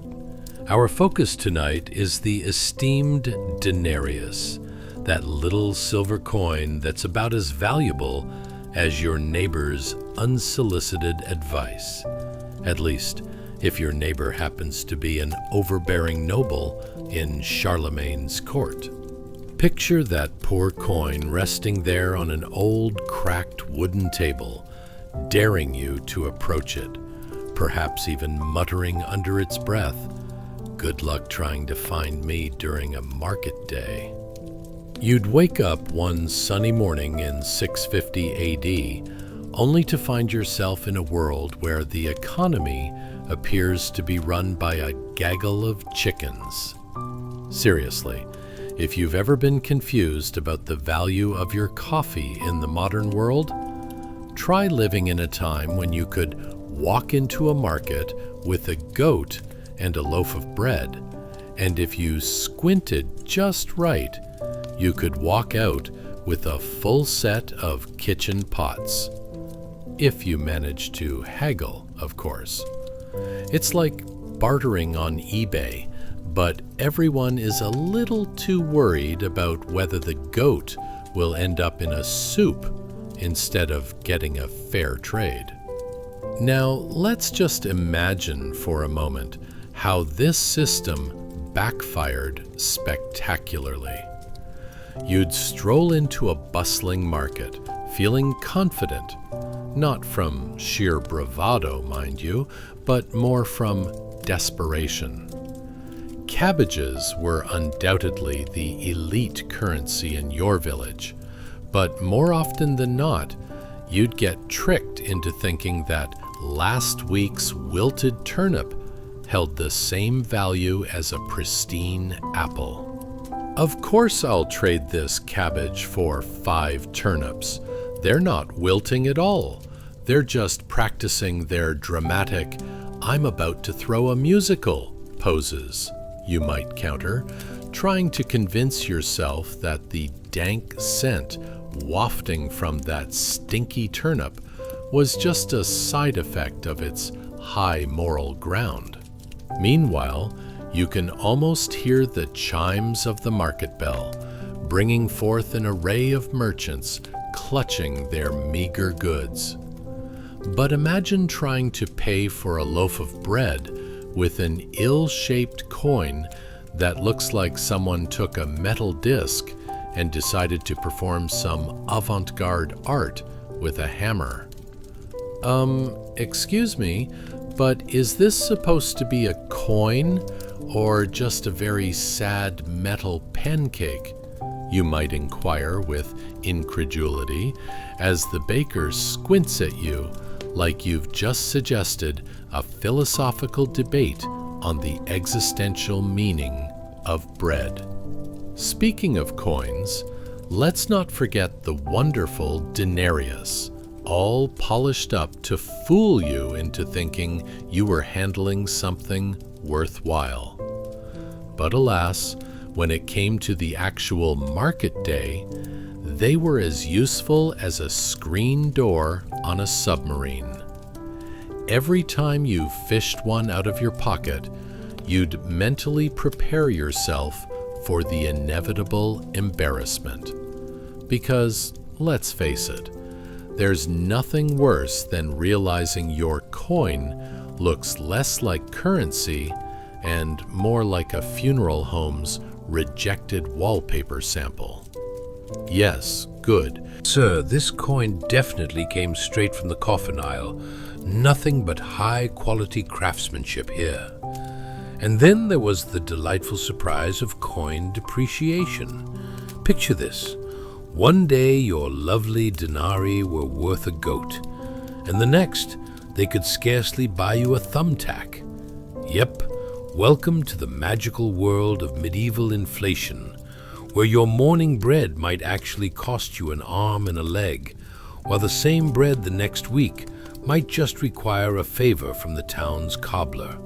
I'm telling you, a flip of the coin can land you either hearthside warmth or an unfortunate encounter with a smelly pig, you'd say, while frantically trying to soothe your finances like a juggler with an angry bear. As debates raged on in the royal courts, you'd think the nobles might have had a light bulb moment. "Let's mint a proper coin," they'd exclaim, but that was like cats trying to organize a meeting. Hilariously chaotic and not quite effective. You'd overhear them musing, "What if we put the image of someone respected on it?" Which, by the way, led to the nobility resembling a mix of their best frozen poses and a toddler's finger-painting disaster. "Ah, yes, and we'll make sure we add some glitter. That'll keep the peasants entranced while they starve." But can we take a moment to appreciate the absurdity of a coiny, holy grail quest? Imagine knights galloping through mud, fervently searching for a professional mint, their motto echoing loudly, "To the mint, away!" Meanwhile, peasants patiently waiting for any hint that their currency might one day be worth the price of those fried bug snacks they'd been eyeing at the market. And just when you thought the situation couldn't become any more absurd, there would be an unexpected twist. Merchants banded together to demand change, forgetting they had to pay for their goods somehow. "Pay me in what? A song?" you can hear an exasperated merchant yell into the crowd. The peasants sighed along with him, muttering about the days they could barter a slightly bruised apple for all the hope in the world. So here you are, deep in the medieval plates of life, awareness dawning that perhaps, just perhaps, some currency crises are so tangled they make explaining your 401k to your grandparents sound like a mere walk in the park. Except, of course, this park just happens to be filled with wild boars. You chuckle softly, realizing the dance of economics is merely a clever play of historical theater, where laughter often proves to be the best currency after all. It's a cosmic comedy wrapped in a silver coin, where you'd give anything to trade your supermarket experience for an uproarious medieval market. But not literally, please. Keep your garlic-scented turnips to yourself. Chapter 13. The Muddy Odyssey. Hey guys, tonight we're embarking on an adventure that's muddier than your ex's love life after its first stormy breakup. Picture this: a solitary merchant trundling down a dirt path so questionable it could win an award for Best Cinematic Drama in the category of Surface You Wouldn't Want to Walk On. Yes, it's only 650 AD, and our brave merchant is hauling his meager goods like a pack mule with aspirations of being a high-fashion model. Buckle up, or maybe just lay back, because you're about to experience an evening more slippery than a penguin on roller skates. Now, before we go any further, I must gently encourage you to like, subscribe, and comment, only if you actually enjoy this delightful tumble through history, mind you. If the thought of medieval financial woes makes you giggle like a child who just discovered their first whoopee cushion, then you're in the right place. Just dim the lights, put on a fan to recreate those breezy medieval morning chills, and get cozy, preferably with a blanket that doesn't smell like last week's turnip stew. Ever wondered what it's like to be a merchant in medieval times? I mean, who hasn't dreamed of lugging around a tiny leather purse with a few copper coins while navigating swamps of uncertainty? Or how about questioning if your life choices have led you to a road laced with the philosophical dilemmas of, are these onions worth more than my dignity? Let's dive into that world. Congratulations! You've just woken up in 650 AD, where the status quo smells faintly of damp earth, and ambition is frequently challenged by muddy paths and rogue potholes. Imagine yourself alive during this epoch, not just alive, mind you, but a merchant. You may envision yourself sporting a tunic that was all the rage in your village last Tuesday. As you step onto the muddy track, the squelching sound echoing beneath your feet is like music to your ears. If you enjoy avant-garde jazz mixed with the sounds of unfortunate splashes. Oh, but those aren't catchy beats. They're merely reminders that your shoes are about to become as fashionable as a sack of potatoes. And while you schlep your goods along, your leather purse clinks like it's trying to form a rock band on its own, filled with only a few coins. Can you really call that music? Or is it more of a sad dirge? Just think, pulling it out at the market might evoke pity more than respect, like showing up to a potluck with nothing but packaged condiments. No, really, it's artisanal mustard. It was imported, sort of. You skirt the edge of a mud puddle that could only be accurately described as a bog, a bubble of adventure waiting to swallow whole any noble or peasant brave enough or foolish enough to venture too close. Stepping carefully, you remind yourself that losing a boot could generate enough embarrassing social media fodder, if social media existed, making you the meme of the week. Oh look, there goes that wary merchant trying to save his trousers from a swampy fate. The trek becomes a mental game. If I squint, I can totally believe that mud is just another fancy root vegetable. Can root vegetables wander, you wonder aloud, while trying to decipher if the lumpy shapes ahead are potatoes or the local livestock's not-so-fresh contributions to the ground? Spoiler alert, it's a mystery. If only you had a pair of medieval sneakers. Alas, it was all leather and leather, and alas, more leather. And there you are, taking swipes at insects that seem to think you're the buffet of the day. Oh, sweet nectar, how can I taste you? They buzz around your head as if auditioning for an off-Broadway production titled Buzz in the Mud. You can just imagine the giggling insects thrusting their thoraxes skyward, their little counterparts applauding them for bravery in the face of imminent smacking. Unwinding from your muddy adventure, you finally reach a village market where dreams take a turn for the absurd. Merchants are gathered, proudly presenting their wares, the most strategic arrangement of fungi you've ever seen. Yes, these are wild mushrooms. You can eat them or not. It's a game of culinary roulette. Stepping tentatively into the thrumming chaos, you realize that trading requires more than coins. It requires think-fast skills you currently lack. Think on your feet, they say, like it's that easy to barter with questionable fungi and a couple of turnips that are about to start a revolt. But here's the kicker. As your eyes scan the tables, your tiny purse seems lighter than your sense of direction, like your dreams of prosperity are stuck in traffic somewhere. The local baker might turn that lovely worn coin of yours into a loaf based on sheer sympathy. And let's be real, who hasn't had one of those awkward moments debating whether the result is bread or a mystery loaf that could double as a doorstop? Navigating back through town, you catch sight of a group of peasants gossiping about the last merchant who tripped over a goat.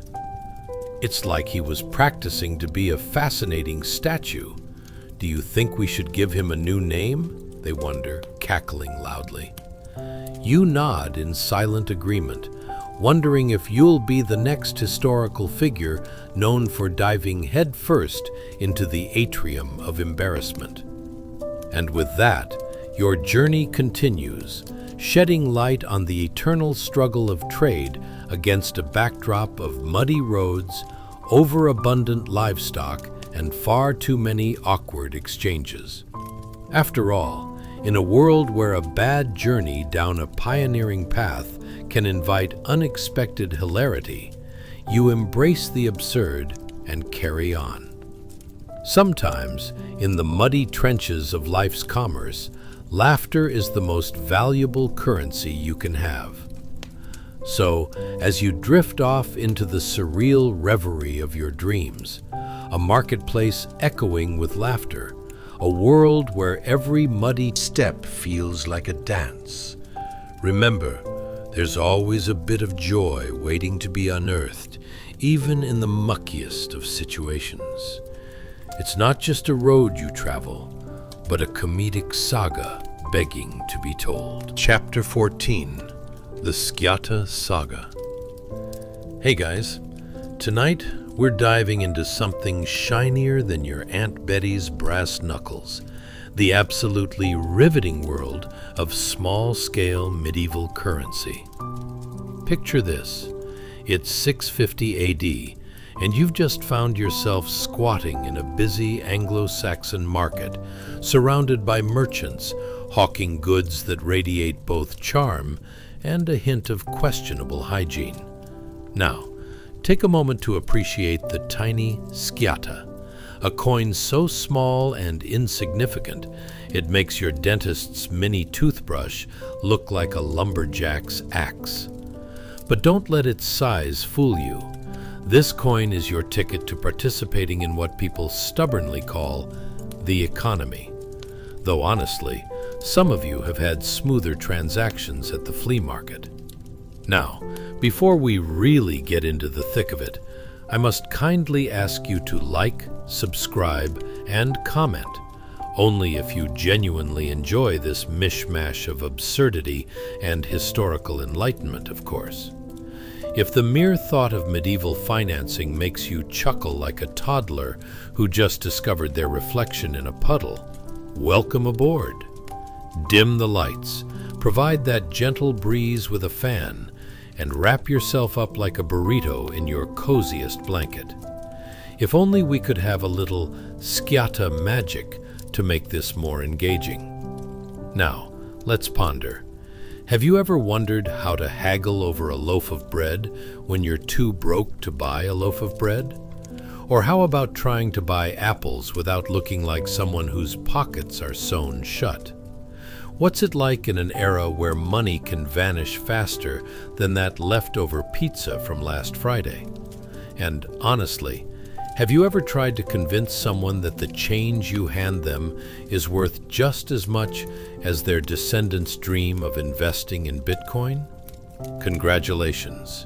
You've just woken up in the Middle Ages, where the only things smaller than your wallet might be the coins you have to negotiate with.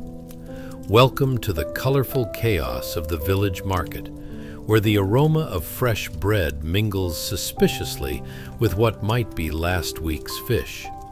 It's a world of barter, where everyone seems to be shouting and longing for slightly better living conditions.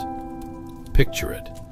You're standing there in a tunic that's slightly too big because wearing hand-me-downs is starting to feel like an Olympic sport.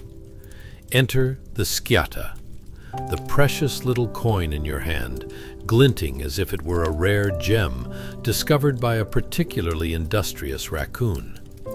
This tiny piece of minted metal symbolizes more than its weight and worth. It's the lifeblood of local economies, almost as valuable as the rumor mill gossip surrounding the blacksmith's latest failed relationship. Now, for those of you who thought inflation was a modern problem, let me enlighten you. In this period, inflation took a different form. You could trade a whole pile of those delightful, albeit questionable, turnips for a loaf of bread.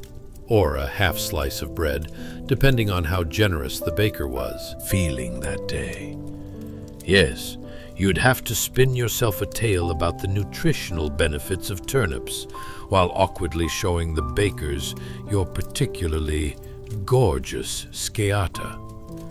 Imagine the baker pondering over whether your lavish tales of turnip superiority are worth enough to part with his bread. No pressure, though. And as you navigate the hustle and bustle, imagine a fellow merchant eyeing your sciata like a hawk. You can just picture him leaning in and whispering, "Is that bronze I see? I'll trade you half a loaf and my best compliment if you can convince me that it's worth its weight in fear of a potato shortage." Yet here's the kicker. When you finally hand over that delicate coin, it doesn't just disappear into the ether. No, my friend, you're participating in a grand tradition of economic storytelling and the world of haggling. It's like playing high-stakes poker, only your chips are made of metal and the stakes involve whether or not your next meal belongs to the bread vendor or the jolly lady who quietly hawks soggy cabbage on the corner. Oh, and did I mention the sounds? The clinking of coins as they're tossed about, like suburban teenagers tossing loose change into a fountain, hoping for good luck. A hopeful wish that maybe, just maybe, they won't have to eat porridge for the 4th straight day. Intersect your tales of bargain hunting with the cacophony of merchants shouting, "Fresh fish! Not so fresh fish! Probably fish!" as they clamor to catch your attention. You realize you're not just an observer, but a player in this comedic drama. A world where economies rise and fall based on the weather forecast and how recently someone cleaned their shop. As you wander deeper into this bustling scene, imagine attempting to barter with a lady selling chickens. You present your sleek sciata and, with a gleam in your eye, insist that the chicken could be the start of a poultry empire. Spoiler alert, she may not be as impressed as you'd hoped. "No, I will not take a coin that smells of last week's turnips," she squawks, waving her feathered charges around like she's officiating a chicken wrestling match. So, just when you think you've secured a magical deal with some fresh eggs, you spot a group of peasants around the next stall debating the merits of soggy carrots versus cabbage that looks as though it's had better days. This is life in the medieval economy, a battleground where the stakes are real and dignity is often lost amongst the trading of stale bread and questionable vegetables. Yet through it all, that little sciata remains snug in your grasp, a reminder that sometimes, despite the muddy roads and haggling over morsels, joy can be found in even the smallest transactions, provided you can laugh your way through them. As you close your eyes to drift off, you may just dream of turning that sciata into legends of barter and banter that echo in the recesses of medieval storytelling for centuries to come. After all, every coin has a tale. Some tales just happen to be better than others. Chapter 15. The Weighty Economy of Cloth and Coin. Hey there, dreamy adventurer. Buckle up.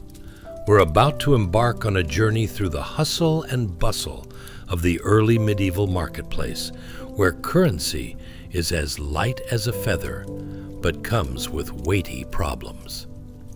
Take a moment and picture a rickety little scale wobbling precariously with a scrappy pile of shimmering silver fragments teetering on one side and a beautifully woven piece of cloth on the other. Yes, that's right. In this era, your wealth wasn't just a measure of shiny coins, but also of soft, cozy fabric, a delightful dichotomy that wiggles through the very fabric of society. As the morning sun rises, you sniff the air exhilaratingly infused with the aroma of bread baking and the rather questionable notes of unsold fish wafting by. Fresh, if we can call it that, vegetables are on display, brightly colored, yet suspiciously squishy. You might think that is just the price of progress, but I assure you, it's mainly due to the vast variety of spoiling techniques that our medieval friends seem to have perfected. Now, dear listeners, as your mind drifts, let's ponder. Have you ever tried calculating the value of a great piece of clothing while simultaneously haggling over the price of bread? Or found yourself wrestling with the question of whether a single string of coins is worth the fine cloak that might make you look like a noble in a game of medieval dress-up yours truly is only too happy to play in our dreams? Congratulations! You've just woken up in 650 AD, a time when the economy was just like trying to figure out which loose change could get you a hot meal and a cold glance from the baker. Truly, it's enough to make a person a little dizzy, so no rushing to grab that imaginary wallet sitting in your pocket. Instead, let's dawdle our way through the market, observing how the grand operation of trade and economy operated during times long gone. Let's talk about that scale and what it symbolizes in this medieval exchange, the weight-based economy. You can hear the merchants shouting, 2 layers of silver for a robe fit for a king. Or was it 3? I forget, as they scramble to find their treasures amongst the scraps. Ah, the confusion of weighing money and measuring its worth, akin to trying to assess whether a leftover sandwich smells more like garlic or regret. Ah, but here's a twist. As you set forth in this bustling realm, you also start to realize something rather ironic. The robust cloth on one side of the scale, while it seems unassuming, could very well transform the laughing faces of tradesfolk as they calculate the power of comfort, the true gold of the time. You suddenly remember your friend from back home who hoarded all the fancy blankets and swore they were investments. Well, folks, turns out they were ahead of their time, because the cloth in this enchanting market could buy you everything from dinner to, let's say, a spirited Debate about whether pigeons are the second coming of dragons. You are now watching a clever merchant juggles the dynamics of the scale as if he were a circus performer. You can almost hear the collective gasp of onlookers as he proposes a brilliant trade. 2 scatters for an exquisite shirt, or maybe a good pair of pants. Why not both? And the crowd murmurs in awe, contemplating whether a pair of pants could ever change their fortunes, or, and dare I say, prevent chafing during those lively medieval dances.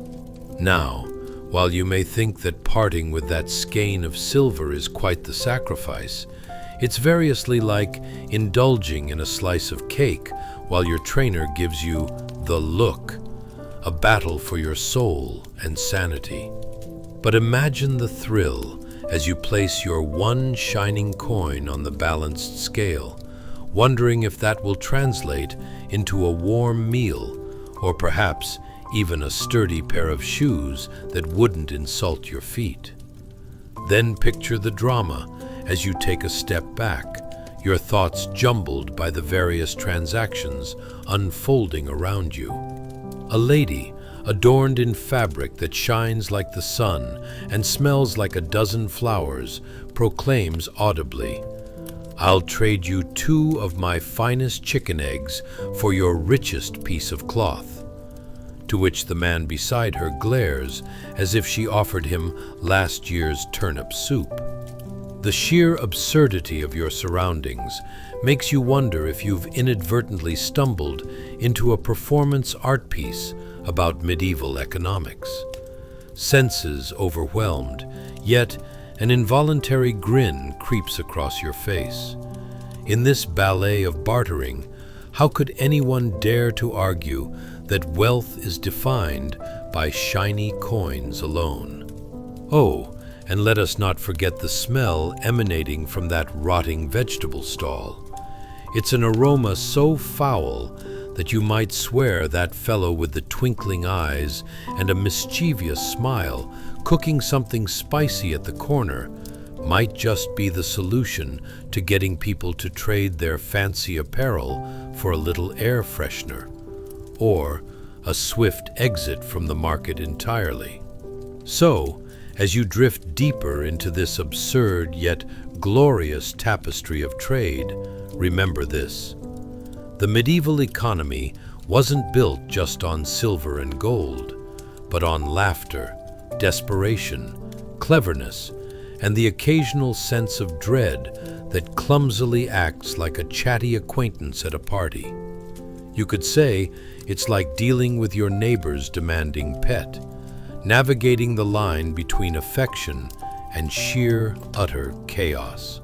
And so, as the scale tips ever so gently, rest easy knowing that amidst the clamor of shrewd merchants and bewildered customers, you're witnessing a precious moment in history, where life is less about the weight of your purse and more about the stories imprinted on the fabric of everyday existence.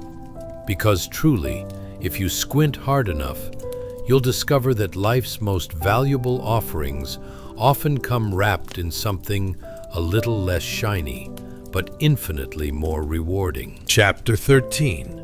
The Muddy Odyssey.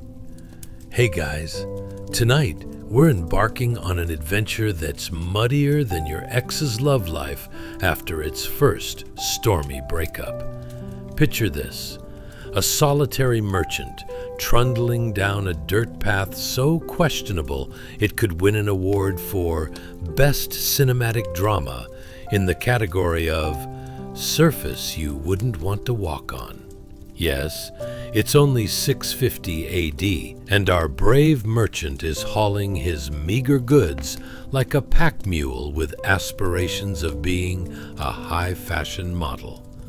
Buckle up, or maybe just lay back, because you're about to experience an evening more slippery than a penguin on roller skates. Now, before we go any further, I must gently encourage you to like, subscribe, and comment, only if you actually enjoy this delightful tumble through history, mind you. If the thought of medieval financial woes makes you giggle like a child who just discovered their first whoopee cushion, then you're in the right place. Just dim the lights, put on a fan to recreate those breezy medieval morning chills, and get cozy, preferably with a blanket that doesn't smell like last week's turnip stew. Ever wondered what it's like to be a merchant in medieval times? I mean, who hasn't dreamed of lugging around a tiny leather purse with a few copper coins while navigating swamps of uncertainty? Or how about questioning if your life choices have led you to a road laced with the philosophical dilemmas of, are these onions worth more than my dignity? Let's dive into that world. Congratulations! You've just woken up in 650 AD, where the status quo smells faintly of damp earth, and ambition is frequently challenged by muddy paths and rogue potholes. Imagine yourself alive during this epoch. Not just alive, mind you, but a merchant. You may envision yourself sporting a tunic that was all the rage in your village last Tuesday. As you step onto the muddy track, the squelching sound echoing beneath your feet is like music to your ears. If you enjoy avant-garde jazz mixed with the sounds of unfortunate splashes. Oh, but those aren't catchy beats. They're merely reminders that your shoes are about to become as fashionable as a sack of potatoes. And while you schlep your goods along, your leather purse clinks like it's trying to form a rock band on its own, filled with only a few coins. Can you really call that music? Or is it more of a sad dirge? Just think, pulling it out at the market might evoke pity more than respect, like showing up to a potluck with nothing but packaged condiments. No, really, it's artisanal mustard. It was imported, sort of. You skirt the edge of a mud puddle that could only be accurately described as a bog, a bubble of adventure waiting to swallow whole any noble or peasant brave enough or foolish enough to venture too close. Stepping carefully, you remind yourself that losing a boot could generate enough embarrassing social media fodder, if social media existed, making you your way through the stalls. You can't help but admire the imaginative ways people refer to their wares. The goldsmith draped in chains still manages to look a smidge suspicious, declaring, "This here necklace will get you in with the nobles." You squint at the overly shiny piece and can't shake the feeling it's simply cobwebs strung together with a good dash of bravado. But wait, let's not overlook the merchant selling exotic spices. Ever so kindly arranged within wells of leather, they're bundled as if they were rare treasure. As you lean in to inhale a fragrance, a smoky pepper known as the kiss of dragon unfurls just a little too strong, and you wonder if it could serve as a mild weapon, or at the very least, a conversation starter. Then comes the armory, where heroes, aka people who possess an affinity for overly shiny helmets, hustle past, clutching shields adorned with some creative creature. Perfect for resolution, they proclaim, as if defending yourself from a wild boar or your pesky neighbor's in-laws is somehow a routine Tuesday adventure. You chuckle at how this chaos mirrors your modern-day life. Imagine haggling for a parking space, each driver belligerently shouting about why their spot is obviously better because it's closer to the cafe. Sounds familiar, doesn't it? Or consider the fish market. It's remarkably similar to your local grocery store on the weekend, where shoppers dart about, arms cradled against imaginative emergency chicken nuggets and suspiciously long expired yogurt. As day turns to dusk, the marketplace takes on a life of its own, enhanced by lively bickering and robust storytelling. Everyone competes to be the protagonist of their daily saga. Merchants brag about their latest deals, while gossiping about the lady with the ill-fitting wool coat. Some craft their fashion sense like art one day, and, let's be honest, some look like they've dressed up as scarecrows that fell into a dye barrel. But amidst this lively hubbub, you Ying actually feel the pulse of a society experiencing a delicate rebirth, where money in the form of coin is starting to regain its charm. Yes, gold coins and silver pieces are sprouting back to life like a well-nurtured vegetable garden. It's enough to make anyone consider the absurdity of human progression. fighting over who gets what, how much to pay, and if someone else's turnip is worth more than a shiny penny. So as you drift deeper into the laughter and the chaos, remember this. The new era of trade and economy isn't just built on exchanging coins, but embraces the stories, misfits, and brilliance of people who dared to dream beyond their humble stalls. Ah, the beauty of a merchant's life, always entertaining, occasionally ridiculous, and ultimately, and quite hilariously, your entertaining ticket into the absurdity of existence. Let the night draw in, as the marketplaces around you slowly quiet down, and ponder the bizarre fact that while gold may shine bright, it's the laughter, misadventures, and downright silliness of life that make it truly precious. And as you take this all in, rest easy, for you are witnessing something special, even if it looks a little like a troop of starlings trying to figure out the exact choreography of a dance. Chapter 17, The King's Edict and the Coin Dilemma. Hey there, cozy traveler. Are you settled in? Perhaps you've draped a blanket over your legs or snuggled up with a pillow so fluffy it could double as an extra layer of insulation. Tonight, we're speeding down a rabbit hole so bewildering that Alice might turn up with a bewildered look on her face, because we're diving into the strange world of medieval currency. Picture this, a brittle, rolled-up parchment scroll, its edges yellowed and brittle like your grandma's old blueberry pie recipe.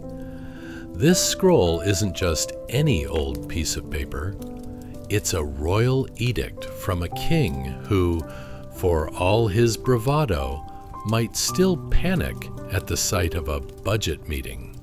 "Here, my loyal subjects," he proclaims, likely shouting at a gaggle of confused peasants and a few farm animals. "From henceforth, all shall accept this high-purity silver coinage." You can almost hear the peasants mumble under their breaths. "Great, but could you at least fund a new plow first?" So here we are in the luscious early Middle Ages, the year 650 AD, the time when people thought a proper nap was starting to seem like an important part of their to-do lists, far more so than figuring out the exact weight of a coin. Have you ever tried to stay awake in a history class, only to find yourself dozing off like a cat who's just been serenaded by a particularly boring violinist? That's probably how this king felt after realizing his shiny policies didn't quite translate to actual food on the table. Now, as we meander through the cobblestone roads, and by meander, I mean trip over your own sandals every few steps, envision a bustling castle courtyard. A raucous crowd has gathered to celebrate the Great Silver Coinage Revelation, as if someone has just unveiled a new flavor of ice cream. Because, let's be honest, who doesn't want to part with their hard-earned dough for something just as impenetrable as the mysteries of life, like why your cat insists on knocking things off the table? Gather round, friends. Here you can nearly taste the anticipation. Or maybe that's just the stew from the nearby pot. It's anyone's guess. At the center of this grand assembly, you see a herald, his voice booming, yet somehow still a bit squeaky, chronicling the virtues of this new silver-rich lifestyle.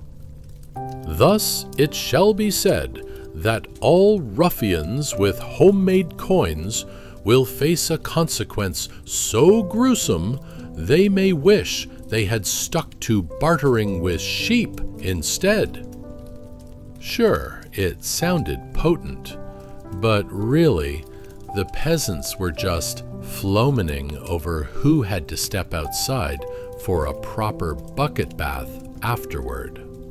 So why this sudden crisis in currency, you ask? Well, imagine trying to get your morning coffee, but all the local cafes have swapped your dollars for something that resembles a whittled fork. Nothing unravels the foundation of your day quite like unexpected economic adjustments. Now imagine this king. Let's call him King Edward Fluffypants III, sitting at his throne, hand-sewn cushions by his side, pondering the future. Valiantly shall I finalize a pure coinage, he declares, his crown only slightly askew, probably due to a weekend-long celebration that went a little too hard on the mead. The people shall know quality when they see it. High purity they shall chant. Of course, what the concerned subjects really wanted was not just to shine on their coins, but to uniformly fit their coinage in the pockets of their tunics designed specifically for rotisserie chicken emergencies. That's right, those dresses were not meant for oversized items. So, what next? Well, here's where logic takes a vacation, folks. The long and short of it, suddenly, everyone went on a treasure hunt to dig up gold coins, though no scholar could quite figure out where all the gold had vanished to in the first place. Like a group of kids searching under the sofa for the remote control, the peasants dug up the fields, the cow pastures, even the occasional heirloom. But why did the gold vanish, you ponder, swiping at an imaginary fly? What did the gold ever do to us? Let's frame it. Imagine trying to pay for a bus ticket with Monopoly money, then being informed, sorry mate, we only accept cash. Now that is the teenage truth tucked into a nostalgic game of absurdity. Yes, the king's decree sounded great, but the reality? The noblemen suddenly invited more chaos than they'd anticipated. It was as if a yelling goat had been set loose, and no one quite knew how to catch it. The annual prices of fish skyrocketed as it became common practice to barter with literal fish and slightly moldy bread instead. You could say folks learned a new skill in improvisational cooking, creating mouth-watering dishes such as fish surprise, a shocking event every time.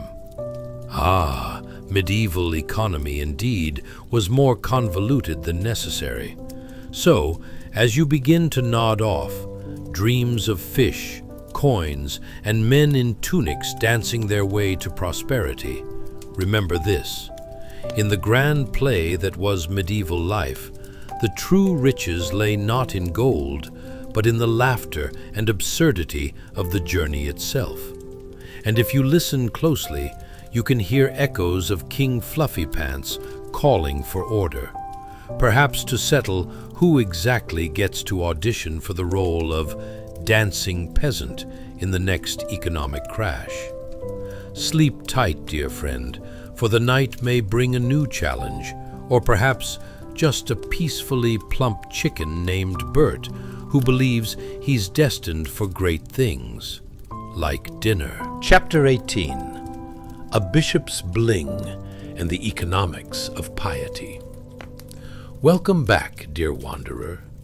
As dreams drift around you like wisps of inescapable drowsiness, Let's dive into the life of a man whose wealth was as spectacular as his fashion choices, our dear Bishop Fabricius. Imagine, if you will, a bishop decked out in finery, holding an ornate silver crucifix that glints in the dim light of a chapel more grimy than an unwashed sheep. Yes, my friends, this isn't just any bishop. He's basically the medieval version of a TikTok influencer, minus the filters and post feeds.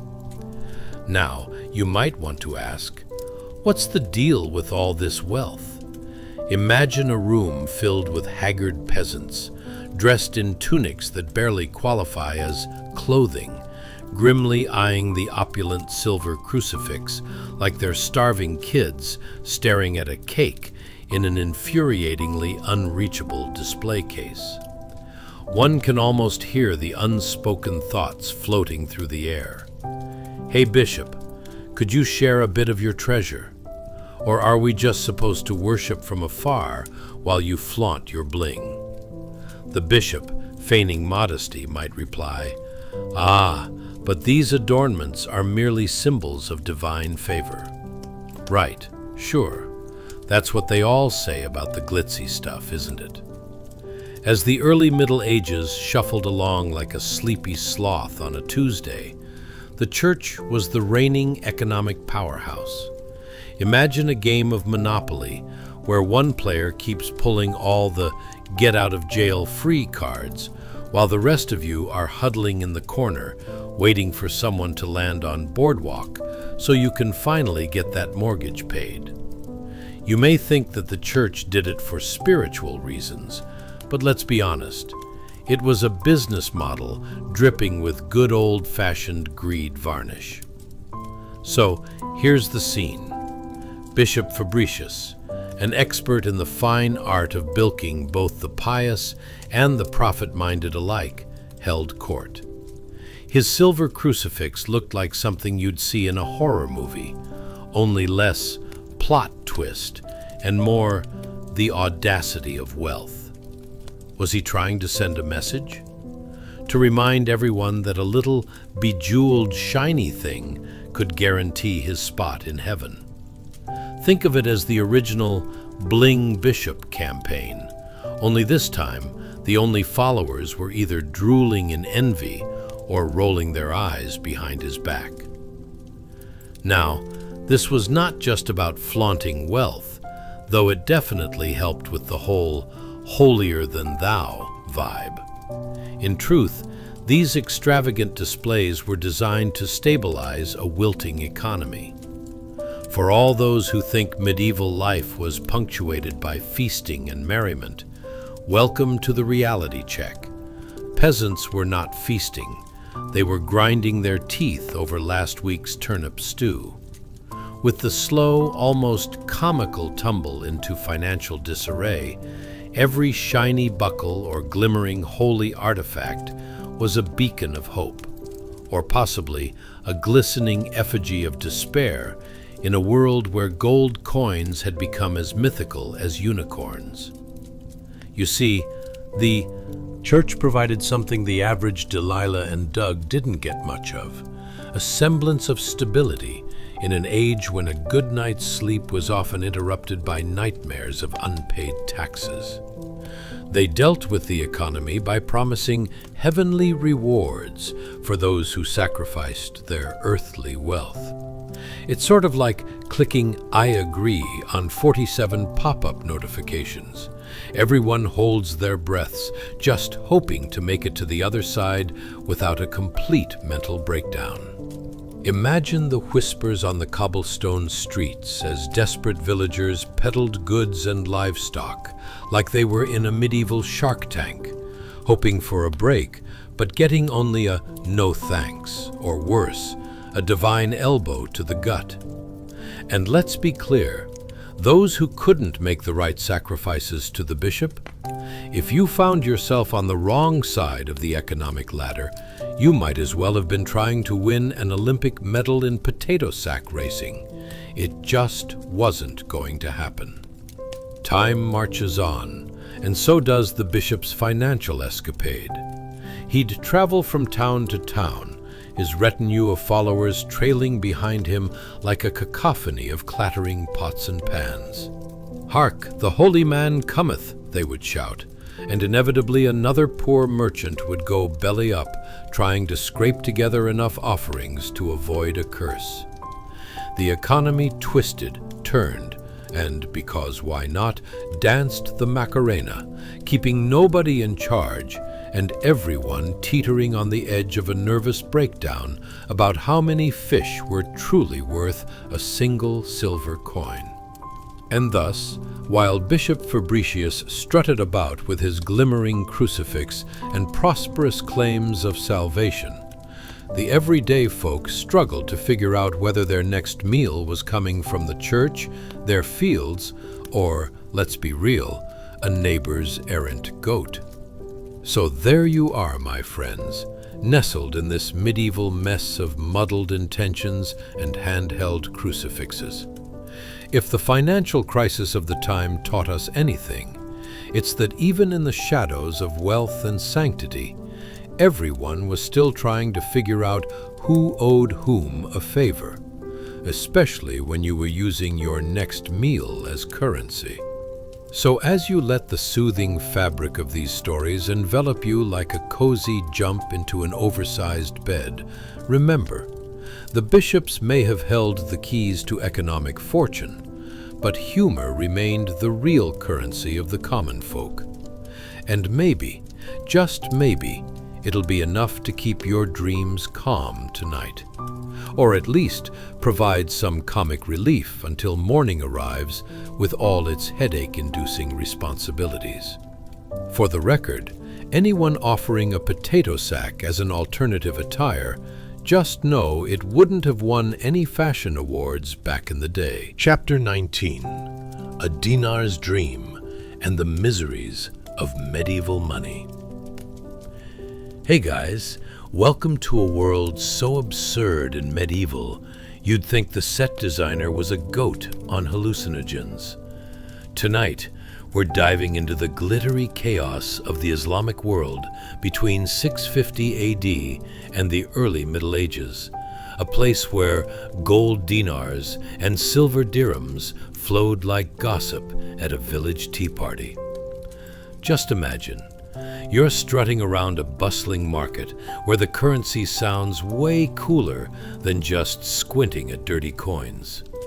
Now, as we settle into the warm embrace of this peculiar moment in history, let's take a few seconds to appreciate the bizarre realities of our daily lives. Have you ever wished your paycheck could magically transform into a shiny coin with a flick of your wrist? Or perhaps you've pondered why we can't just barter for avocado toast with the local barista. Can I get 4 soy lattes for a vintage LP and a slightly awkward hug? Sometimes it feels like navigating modern finance is a riddle wrapped in a mystery, the kind you'd find locked away in a crypt. So, dim the lights, grab that cozy blanket, and prepare yourself, because, congratulations, you've just woken up in 650 AD, fresh out of a Roman sleep pod and into a bustling market square. Picture this sprawling bazaar teeming with life, scents, and sounds. But hold the chicken, because it's about to get slightly complicated. Now, let's immerse ourselves in the daily escapades of currency in this magical land. Unbeknownst to many medieval peasants in Europe, the Islamic caliphates were doing the economic equivalent of a Bollywood dance number, twirling coin after coin into the thrumming marketplace. As you wander about this fantasy market, the radiant gold dinar tingles in your hands like a gentle whisper of fortune. This isn't just any gold. It's a cosmic ticket to a world spinning faster than a shepherd chasing after a runaway sheep. And imagine the dinar's cousin, the silver dirham, strutting around. With shiny surfaces that catch the sun as though they were dazzling stars plucked straight from the sky, they are symbols of trade and abundance. Think about it. While European lords were sweating over livestock barter and the price of cabbages, our friends in the Islamic world were already creating an advanced and flowing monetary system, complete with intricate designs that would have made anyone, including your high school art teacher, super jealous. Yet, you have to wonder, did peasants and peddlers see this currency as a blessing or a daily burden? It's like trying to enjoy a delicious chocolate croissant while your ex is silently standing 3 feet away, judging how you savor every flaky bite.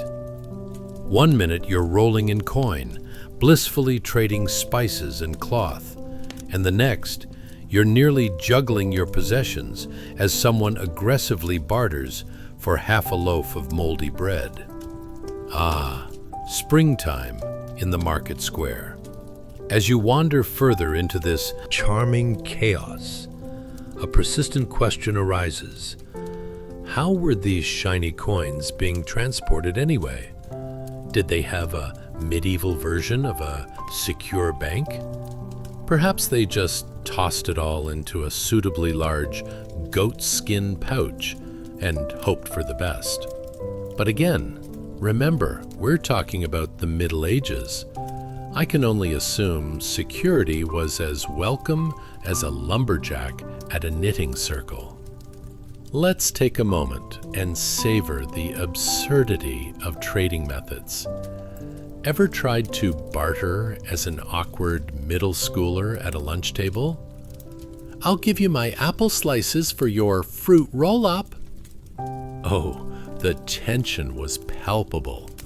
It must have been a dramatic affair back then as well, especially when trying to haggle over goods that could survive a nuclear fallout. Sure, I'll give you this beautiful silk for 3 jars of turnips. As if, in actuality, turnips were a desired currency of supreme value. Now picture this vibrant marketplace. The vast variety of wares is like a Pinterest board gone rogue. Fabrics of every color hang like a funky tapestry, while vendors shout prices like they're in a one-act play. Spice merchants will tempt you with aromas that could sweep you into an olfactory paradise, while nearby, a fishmonger operates a booth that smells more like a swamp monster on a bad day. As your senses get overloaded, the din of laughter, arguments, and sheer chaos fills the air. You suddenly feel like you've entered a medieval episode of Survivor Bizarre Edition, and it's clear that your only goal is to make it out without being forced to haggle your way through a mountain of rotting cabbages. Now, while the Islamic world grew rich, Europe was stuck trying to figure out how to tell time without the ability to read a sundial on cloudy days. But that's a conversation for another bedtime. What's important here is the glorious transition, the exuberant dance of coins and commerce blossoming amid a society teetering on the brink of chaos. So, as you drift off near the sounds of shouting merchants and the faint wafting of spiced delights, remember, while Europe fumbled in a currency crisis, the Islamic world was tossing around shiny coins like confetti at a parade, audaciously alive in a financial spectacle that could probably teach your average accountant a thing or two. And just like that, as the light of the bazaar slowly dims in your mind, drift away, knowing that behind every coin lies a story, and a piece of absurd history that keeps us chuckling even centuries later, and maybe questioning why we didn't just barter for a unicorn while we were at it. Chapter 20. The Great Caravan Caper. Merchants on the Move. Ah, picture this. The sun is hanging low in the sky like a lazy cat, and you find yourself amidst a caravan of European merchants boldly crossing a landscape drier than the humor at your last family gathering. These merchants, equipped with more furs than a pack of exuberant rabbits, are on their crucial mission, exchanging valuable timber and pelts for Eastern gold. It's like an episode of Trading Spaces, except there's no home renovation, just a lot of sweaty deals and a few accidental missteps into a cactus patch. As you amble along with them, you can almost hear the sound of coins clinking, mingling with the squawking of merchants like a medieval version of a jazz band gone rogue. Ah, yes, the gold, so shiny it practically winks at you, as though it's saying, "You should have brought your sunglasses along for this ride, pal." Now, let's take a moment to explore the sentiment swirling among the merchants. Ever wondered what it feels like to barter your life savings? Peasants in Europe were perpetually questioning, did I just trade my entire sheep herd for a bag of glittery rocks? It's like when you try to convince yourself that spending your last $10 on an overpriced avocado is somehow an investment in health. Spoiler, it's not the same. As you walk with the caravan, every step in the sun brings a fresh layer of chaos. The din of distant camels cavorting resonates through the air, a bit like that one friend who brings live music to your quiet dinner parties. A joke among the merchants. Why was the camel jealous of the horse? Because he could always bet his carriage when the markets got rough.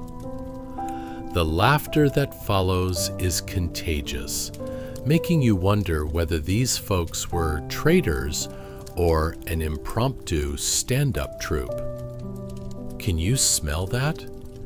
It's the rich, warm scent of spices from the east, mixing with the earthy tones of the surrounding landscape.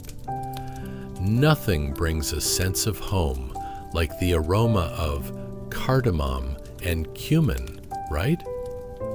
Except, of course, for the slight undertone of something suspicious, like a merchant who forgot to change his tunic before stepping out into the sun. Let's just say you could track the route of this caravan with your nose alone. Now, let's dive into the physical toll these journeys must have taken on the merchants. Imagine if you had to lug around sacks of furs, timber, and an inexplicably large amount of gold through terrain resembling a giant sandbox. It's the original extreme sport. Medieval Sisyphus meets the farmer's market. You'd think they'd get knee pads or something, but no, just layers of wool and a hopeful attitude. Each evening, the caravan sets up camp under the rapidly dimming glow of the sun. Picture it. Tired merchants sprawling out next to their valuable wares, furs for warmth and gold for bargaining. Fires crackle nearby, with the scent of roasted meats wafting tantalizingly through the air, like a siren call unanswered by those munching on dry bread. You may find yourself daydreaming about diving headfirst into a pile of livestock to escape the monotony of gaunt conversations around the campfire. Did you hear about Gerald? He tried to trade a sack of berries for a cow. As night descends, stories fill the air, tales of distant lands brimming with mischief and wonder. One merchant waxes lyrical. There was a time I halted for a drink at a tavern, and the tavern keeper filled my cup with a concoction so terrible that carrion crows wouldn't touch it. How's that for medieval advertising? Come one, come all, drink the ale that even the crows avoid. It's sure to clear your sinuses. But let's not ignore the awkwardness of these merchants at a crossroads. Have you ever tried to make small talk with a stranger while your mind screamed, "Don't mention the last time you lost a deal"? Cozy campfires become arenas of social tension, with merchants rather deftly navigating the minefield of awkward compliments. Your fur is interesting. Where did you score that? From a rabid raccoon? And amidst all this merriment and discomfort, the question looms, what happens when they finally reach their destination? As they plod along with legs that could rival those of a marathon runner, they think of the gold waiting at the end of this exhausting journey. Though, let's be real, by the time they get there, they might just hand over their furs and timber for a decent cup of brew instead. As dawn creeps on the horizon, you can't help but wonder, is there a medieval equivalent of a happy hour? Perhaps a gathering of souls exchanging stories over a mead so sweet it could rival a candy shop on Halloween. But one thing's for certain, the sound of jingling gold is mere music to their ears, a siren's call of opportunity echoing through the valleys. And as the caravan continues its trek, you can almost hear the collective sigh of relief. Those woolen tunics may be itchy, and the road might be as bumpy as a poorly crafted pallet, but with each step, you're closer to that glint of gold, that shiny indicator of wealth that somehow makes all the hardships worth it. With a final thought, as you slip into a dreamy slumber, remember that behind every sack of goods and beneath every clink of coins lies an absurdly woven tale, spun through time and space, and you, dear traveler, are a part of it all.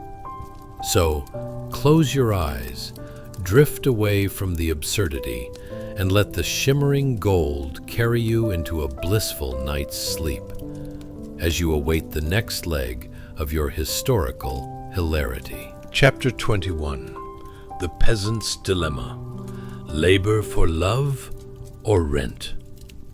Hey guys, welcome back to the realm of eternal awkwardness, where tonight we dive deep into something more uncomfortable than that one medium you accidentally ordered at your local pizza joint. The life of a medieval peasant. Imagine for a moment a time when coin was as rare as a compliment from your mother-in-law, and negotiating rent felt a bit like bartering your dignity. Let's take a stroll down ye old dusty lane of history and find out just how hilariously miserable life was for our favorite hard-working folk. Now, before we really get into it, don't forget to like, subscribe, and comment if you enjoy this sort of historical whimsy, but only if you genuinely do, not just out of pity. Like they say, if you can't summon genuine joy, at least summon the courage to laugh at medieval misfortunes. So, picture this.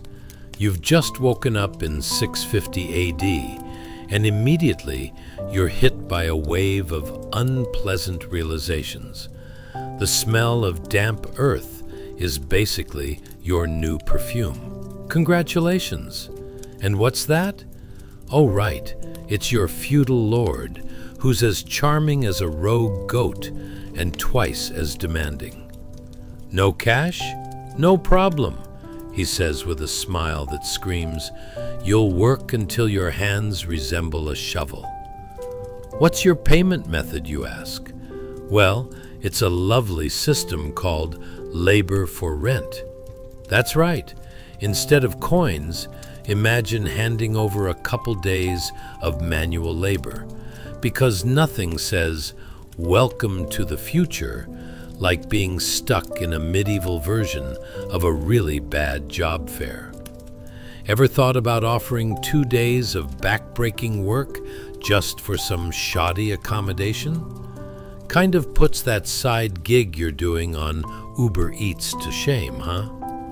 Let's talk about the scene that unfolds in front of you. You see peasants trudging up to the Lord's castle, sweat glistening on their foreheads like they're training for a summer marathon. Except they're just going to get yelled at by a guy in a fancy tunic who treats them like the dirt beneath his feet. And speaking of dirt, have you ever resembled a sweaty sack of potatoes while trying to negotiate your way out of chores? Just think about it. Yes, kind sir, would you accept my splendid ability to ferment cabbages in exchange for my rent? The reality is that when the peasant walks into the Lord's domain, it's kind of like entering a very unwelcoming theme park where the main attraction is endless manual labor. You can almost hear the Lord's voice echoing through the air like a broken record.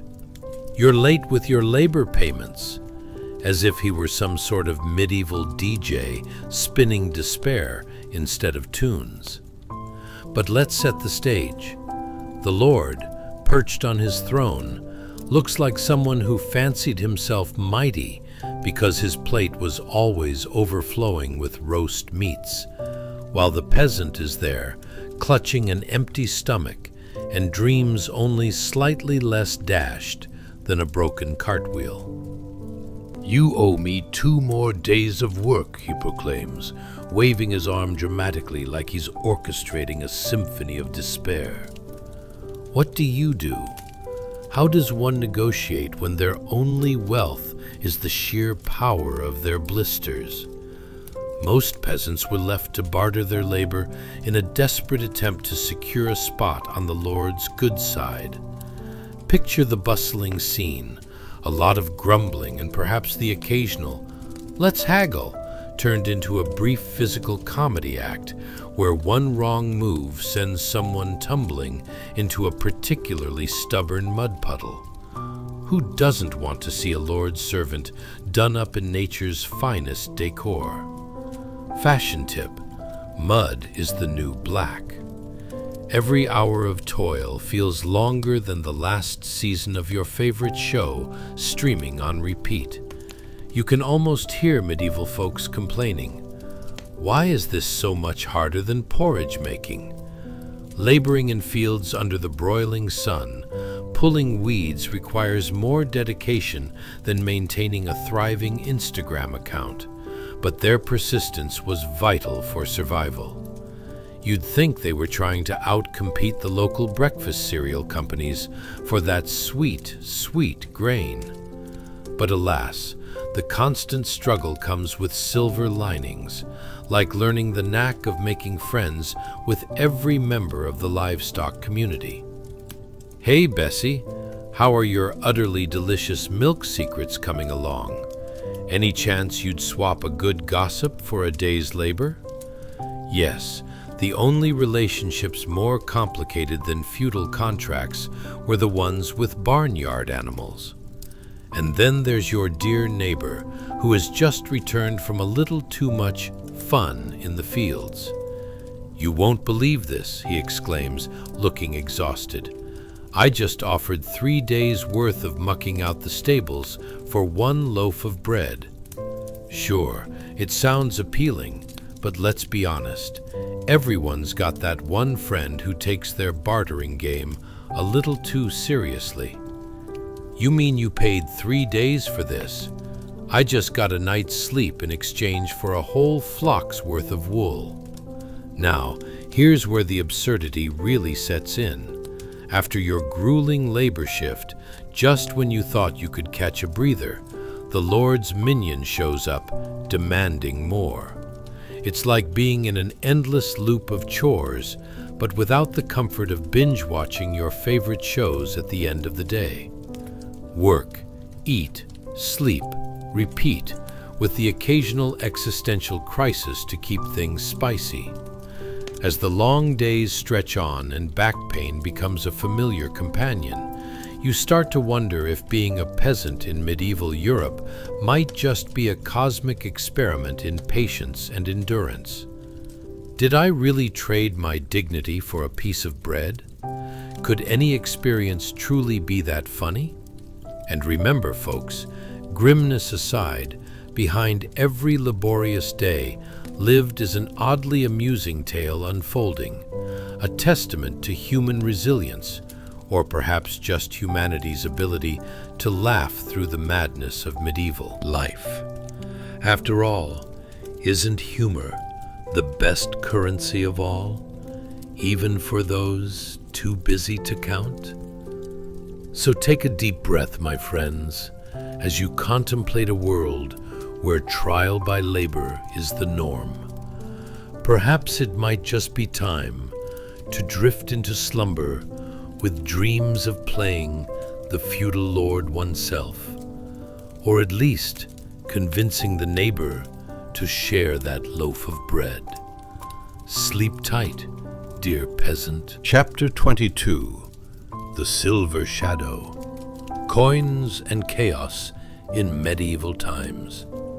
Hey guys, welcome back to the Historical Comedy Club, where tonight's feature presentation is brighter than a jester's pants on a feast day.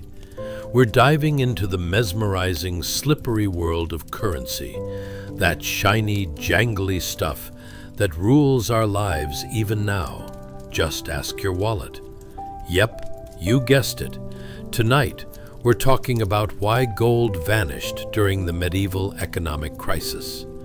Spoiler alert, it's more complex than trying to explain TikTok to your grandparents. Now, before we tumble deeper into this glittering rabbit hole, remember to like, subscribe, and comment if you find yourselves chuckling like a court bard enjoying a particularly juicy joke. But honestly, only if you actually enjoy this nonsense. No phony compliments here, please. So, my fellow time travelers, dim the lights, put on your favorite fan. No, not the one that gets up in your business at church. And let's get cozy as we drift through the chaotic roller coaster of European finances, where money was about as fickle as a short-tempered goat. Picture yourself, if you dare, in the year 650 AD. You've just woken up in a world where coins are as rare as a clean shirt in a pigsty, and the only thing heavier than your expectations is the amount of dust in your home. Imagine this. You step outside into a land where everyone dreams of a unifying currency while clutching their last few coins like they're solid gold. But it's mostly just rusty iron with questionable motives. What's that sound? Oh, just the melodious tunes of merchants bickering over the worth of fresh cabbages versus old socks. Ever tried convincing a peasant to trade a fledgling chicken for a handful of coins that might as well be made of chocolate? Talk about a tough market. But here's the kicker. Let's say you manage to score one of those shiny silver coins. Side note, it's practically a miracle if the merchant doesn't just offer you some half-eaten turnips instead. You'd hold that coin high, admiring how its reflection dances off the sunlight like a wannabe disco ball. Congratulations! You've entered the ultimate medieval currency game, where every coin casts a long shadow over your neighbors. And I do mean that literally. You might just start thinking you own their goat, too. Now, let's take a moment to appreciate the good old coin toss. In medieval times, flipping a coin held more importance than deciding what's for dinner. You could determine whether to sow oats or skip straight to "let us wrap your debts away." It's as if the universe itself had decided to make budgeting a game of chance. Heads, I buy. Tails, I cry. A real nail-biter, akin to balancing your checkbook while riding a unicycle, without training wheels. But wait, what happens when your silver coin's shadow starts to loom large? Suddenly, every merchant in the market begins to feel an existential crisis. Am I really Getting the best deal here? Or am I merely swapping potatoes for a slightly shinier potato? They start scrambling around like chickens with their heads cut off, all in a mad pursuit of something shinier than their last best-laid plan: gold. Now, enter our charming friend. Let's call him Lord Featherton McWealthy. I mean, who doesn't love a good old-fashioned lord with an amusingly pompous name? He's snuggled up in his castle, munching on roasted pheasant while eyeing piles of gold coins like a kid in a candy store. All the while, the peasants down below are scratching their heads, sending smoke signals back and forth, while wondering how on earth they can even afford that pheasant's feather. It feels like every time the merchants open their cloaks, they're hiding whatever gold they had under their tunics. Lord Featherton is ready to throw a royal tantrum, probably while adopting a noble pout that rivals any distraught teenager. "Where is the gold?" he bellows, keenly aware that his precious wealth isn't as stable as he wished. Peasants are struggling to keep up with their feudal taxes, and it's clear the economic crisis is upon us. The gold is vanishing faster than your breakfast on a Monday morning, and nobody seems to know where it went. Ever lose a sock in the laundry? Right now, imagine that, but multiplied by an entire kingdom. Picture the scene. Villagers huddle around the tavern, sipping sour ale while discussing the latest rumors about gold thefts. Was it a band of rascally brigands, or did the coins just get lost crossing the cobblestone streets? They quietly laugh their worries away, swapping tales of coins that have simply, mysteriously vanished into thin air. Did you hear about old Birdie? He traded a gold coin for a cat, and now that cat's gone too. Coin for a cat? What was he thinking? In the midst of all this chaos, gold appears more like a myth, comparable to a unicorn sighting or discovering a four-leaf clover amidst haystacks of financial insecurity. The shadows of those shimmering coins loom larger, threatening to consume not just the market, but also the very dreams of every hard-working peasant, leaving them with nothing but the sweet aroma of desperation wafting through the air. And so, my friends, we see how it all spiraled, how the seeds of chaos were sown amidst whispers of unification, and the desperate hunt for a single, stable currency to bind them all. What once shone bright as our ideal financial structure slowly twisted into a shadowy figure of confusion, more perplexing than trying to explain why your neighbor's chicken keeps laying square eggs. Rest assured, the medieval world holds lessons in humility and humor, ourselves trading in laughter while juggling our own modern crises, be they financial or existential. So, take a deep breath, my fellow medieval tour guides, and drift serenely into slumber, dreaming of your future gold coins. May they not vanish as easily as our Dreams of a 3-day weekend. Chapter 23. The Reopening of Shadows, the Silver Mine of Saxony. Let's talk about reopening, a thrilling adventure akin to attempting to binge-watch a series after a year-long break. It's equal parts anticipation and fear, especially when that series involves deep, dark silver mines, where the only thing more claustrophobic than the space is the air you're breathing. Today, dear dreamers, we embark on a significant yet amusing journey to a gloomy little corner of Saxony, where not only did miners hope to rediscover silver, but they were also likely wondering if lunch would be anything other than moldy bread. You find yourself right outside the illustrious silver mine, just reopened, like an old Hollywood blockbuster, but with a bit more dirt and fewer explosions. The sun reluctantly peeks over the horizon, casting an orange glow that makes everything feel dusty and hopeful. Picture yourself standing in front of a gaping mouth of darkness, wondering if the legends you heard around the tavern are true. Will it yield riches like a fairy tale? Or are you about to trade your sense of smell for a whiff of damp earth and regret?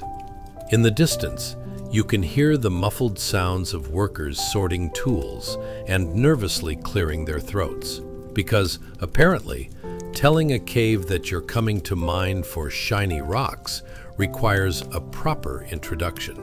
The clattering of picks and shovels reverberates through the air, a symphony of anxious anticipation mixed with a dash of suspicion.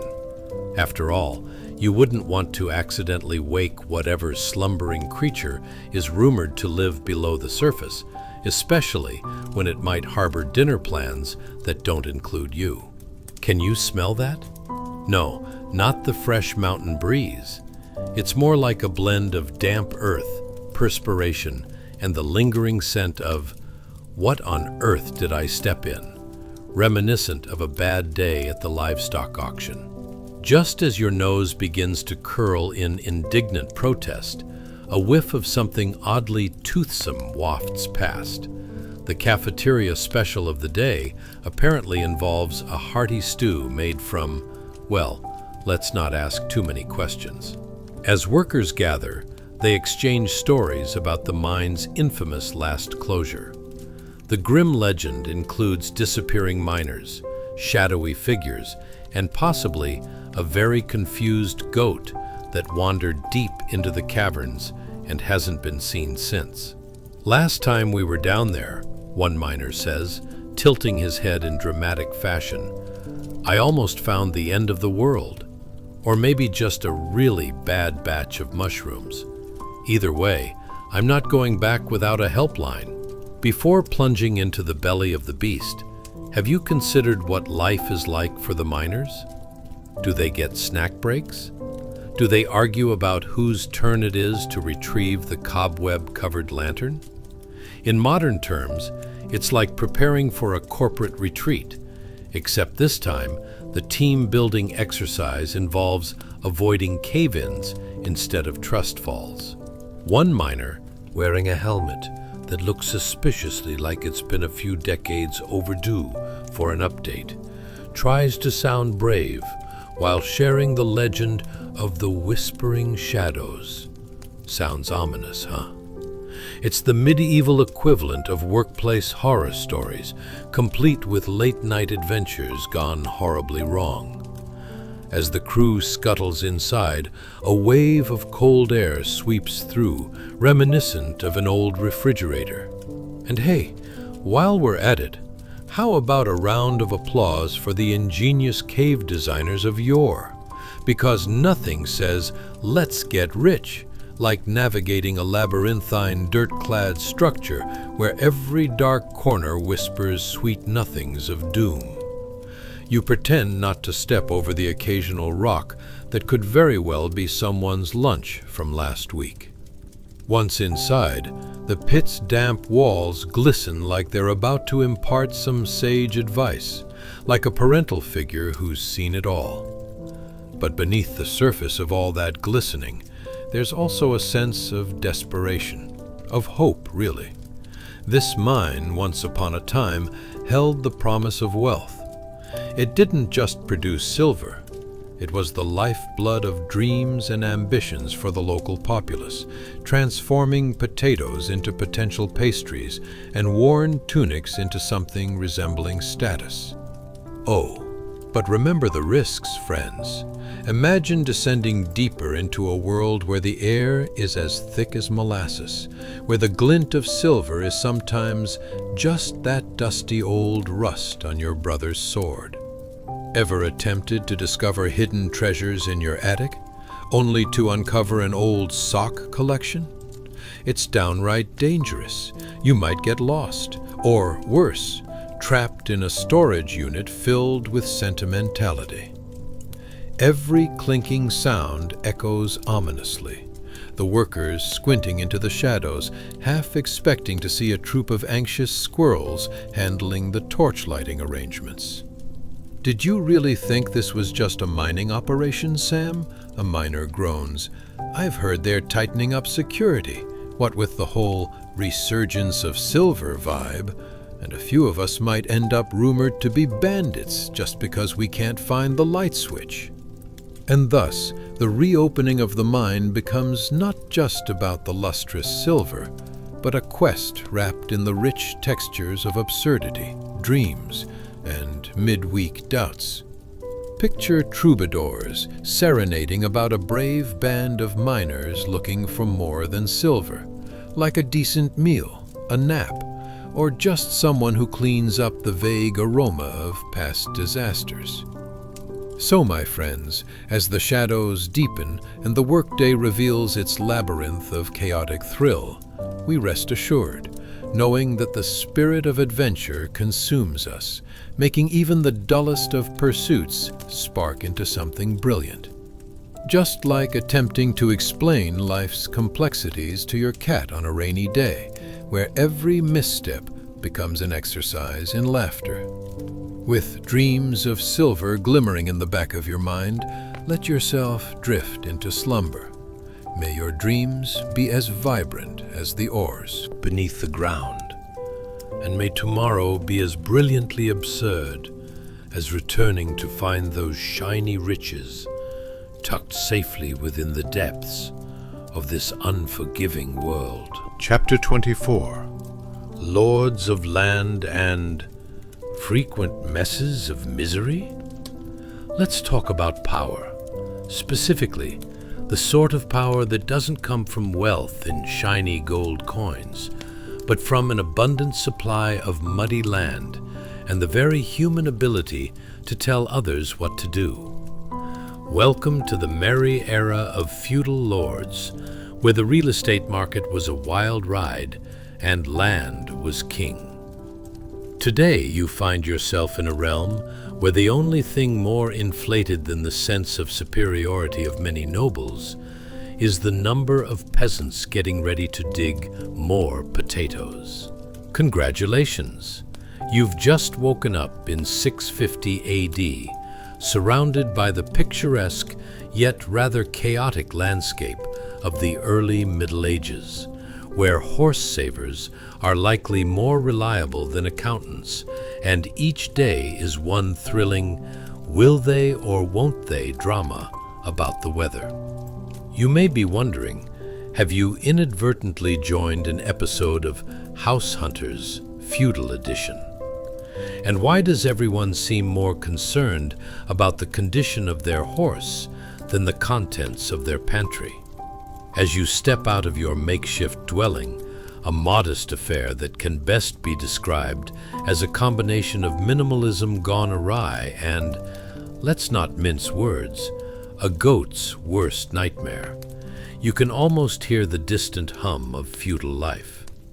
It's the soundtrack of booming voices, clanging tools, and, let's be honest, occasional yelps of frustration. Definitely not the serene symphony of nature you may have been hoping for. What's that smell? Ah, yes, the delightful aroma of wet earth mixed with the sweet undertones of livestock. If you close your eyes and inhale deeply, you can practically taste the glory of yesterday's dinner wafting up from under your neighbor's floorboards. It's a sensation reminiscent of the best vintage from a charred tin cup, if you've ever had the misfortune to sip from one.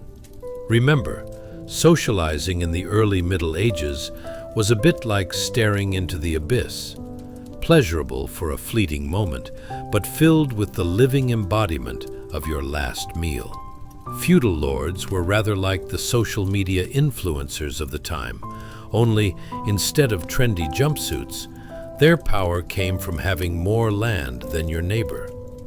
If the medieval Instagram was a thing, every lord would have been posting pictures of their finest farmland, complete with a dramatic filtering effect to make the mud look less muddy. They ruled with an iron fist, or more accurately, an off-brand auto pen, ensuring that peasants paid their dues, which mostly consisted of giving up their hopes of a leisurely afternoon in exchange for digging yet another hole in the ground. Have you ever considered the intriguing idea that these lords saw themselves as not merely overlords of land, but masters of questionable life choices? Every castle towered over the nearby village like a looming giant, people saying, "Look, there goes Lord Grumblepot of the tottering castle. I hear he had to chase his own horse out of a bog last week." What? An ordeal.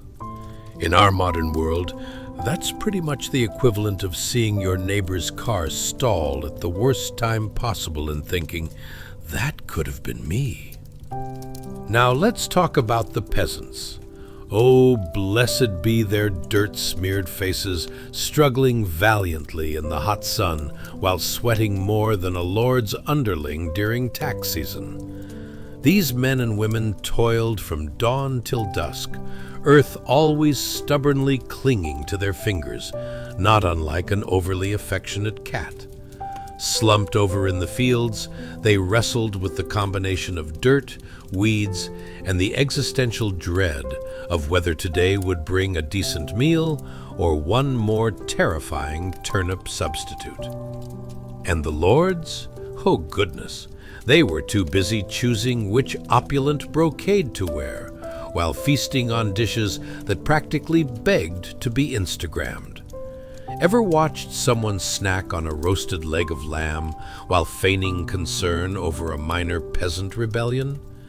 It's the original multitasking feat. Between morsels of mutton, they'd sum up that day's confusion about the fluctuating nature of loyalty. Is it just me, or do these fellows seem angrier every time I raise their taxes? Let's not forget about the deceptively delightful idea of land ownership.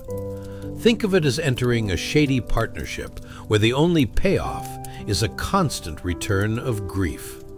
It's like buying a haunted house and ending up with more ghosts than expected. The deal came with a generous helping of obligations, eager hands turning fields of grain while dreaming of luxurious beds and some peace in between weed-whacking marathons. Imagine showing up on a Monday to discover that your life now revolves around appeasing a cranky lord more interested in his trophies than his tenants. Spoiler alert, it does not end well. You could say it was a brilliant social structure, one where everyone was trying to stay afloat in the mud whirlpool of duties. Peasants prayed for rain, while the lords prayed it wouldn't ruin their shoes. It's like a poorly chosen game of tug-of-war, only instead of applause, you're greeted with suspicious glares and an uncomfortable silence post every score. As you find yourself surrounded by this ensemble of historical absurdities, the feudal lords, the dusty peasants, and all the haggling over, well, potatoes, take a moment to appreciate this splendid mix of land and chaos that makes the era uniquely cozy in its own wildly uncomfortable way. The next time you complain about the price of avocado toast, just think of the peasant who had to barter their sole chicken for a handful of seeds. Your soothing dreams may now drift toward tales of power, responsibility, and a great deal of mud. May your slumber be accompanied by whispers of medieval laughter, reminiscent of a more comfortable life that, believe it or not, is always just around the next hill, or perhaps the next broken shovel. Chapter 25: The Hidden Horde of Economic Strife. Tonight we delve into something more confusing than your last attempt to assemble IKEA furniture. The curious case of medieval economic crises. You might wonder, why did gold seem to vanish from the pockets of those supposed lords who were swimming in all that land? Spoiler alert, it's a lot messier and dirtier than it sounds. But first, let's set the scene. Imagine waking up one day to discover that your savings account has disappeared. Poof! Like last night's pizza in the hands of your hungry roommates. Welcome to the early Middle Ages. You've just entered a world where money could mean anything, from shiny gold coins to dented tin cans, and where wealth often resembled an awkward game of Monopoly that got thrown out the window during a particularly intense family argument. As you wake up in 650 AD, you find yourself not in a palatial castle, but rather nestled beside a broken clay pot, a luxurious housing arrangement that would make even the humblest of peasants question their life choices. The pottery, a marvel in its own right, cradles the remnants of what could arguably be the most unfortunate currency ever, a collection of fragmented silver coins that have seen better days, like your favorite shirt after a wash gone terribly wrong. If you squint at these remnants, perhaps the most fitting description is debased. Oh yes, they're not just broken, they're flimsier than a flimsy excuse. And let's take a moment to appreciate the audacity of these coins surviving in your pot. It's like finding a family heirloom, only to realize it's actually just a half-eaten donut in a Ziploc bag o' remembrance. And yet, here lies a pot filled with coins representing not just currency, but also a confounding connection to monetary insecurity and the chaos of hoarding. People were collecting these shiny, but let's be honest, really worn out, pieces of metal as if they were Pokémon cards, but instead of trading them for the latest Charizard, they were hiding them away like a squirrel holding on to its last acorn, just in case winter showed up uninvited. Let's pause for a moment and consider. How many times have you tucked away a $20 bill in an old jacket pocket, only to find it come laundry day and think, "Ah, sweet surprise."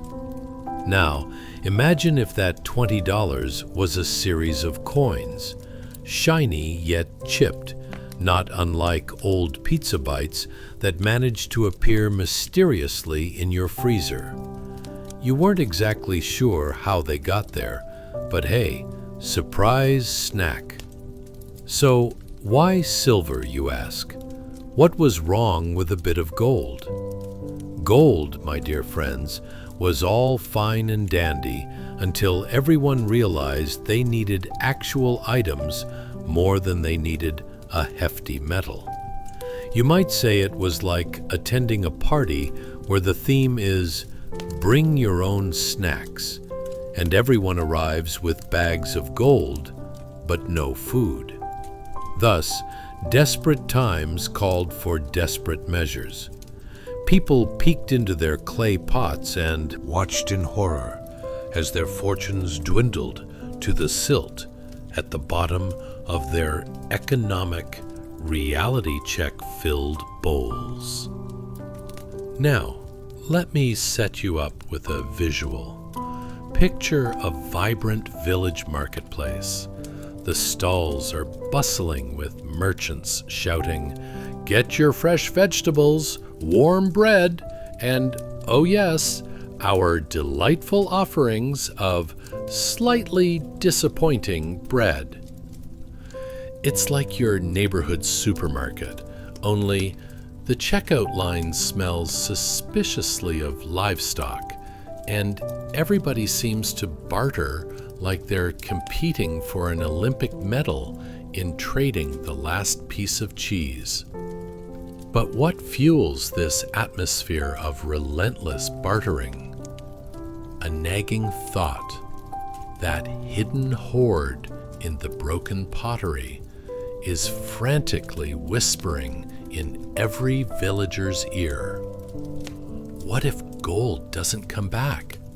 What if, during the next feast, I run out of silver and must pay in turnips? Do you have any idea how humiliating it is to fork over your beloved, albeit somewhat wilted, turnip in exchange for a loaf of bread? It's an exchange that begs the question, why didn't anyone just consider a potluck?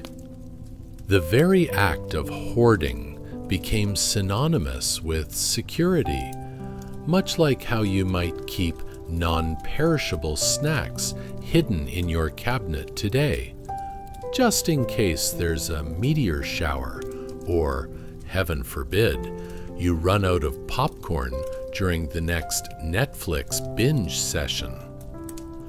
Hoarding in the medieval age wasn't just about gathering coins. It was about keeping a finger on the pulse of your precarious equities and hoping your neighbors weren't about to discover your secret cache of the good stuff. As silver coins crumbled in those beloved clay pots, what bubbled to the surface was distrust. It's like that moment when your friend shows up late to brunch, and suddenly you're suspicious there might not be enough avocado toast left. What are they hiding, you wonder, while checking behind someone's shoulder, half expecting them to be hoarding all the good things, while you contemplate a life filled with mundane scrambled eggs. So, as you cozy up to your dreams of hidden treasures and the great economic crises that rattled Europe, let the thought of broken coins and hidden hoards lull you into slumber. Because, in the end, even during the craziest of economic crises, the search for hope and toast be it avocado or otherwise, remains alive and well, cheekily taking up space in our dreams like that dusty pot of coins. May your dreams be filled with feasting, rickety clay pots, and the joys of hoarding oddball coins, all crumbling together into a delightfully satisfying heap of absurdity. Sleep tight, you hidden hoarders of modernity. As our quiet journey through medieval Europe slowly comes to an end, it's worth pausing to reflect on what daily life truly demanded of the people we met tonight. Their world was cold, muddy, unpredictable, and often faintly ridiculous. Survival meant long hours of labor, constant negotiation, and an impressive tolerance for bad smells, broken tools, and coins that looked more like pancakes than money. And yet, somehow, they carried on. They worried about harvests, argued over goats, mistrusted misshapen silver, and endured economic confusion with a mixture of stubborn resilience and accidental comedy. Even when gold vanished and systems failed, people adapted, bartering grain, improvising value, laughing at bad deals, and waking up the next morning to try again. Their strength wasn't glamorous, but it was real.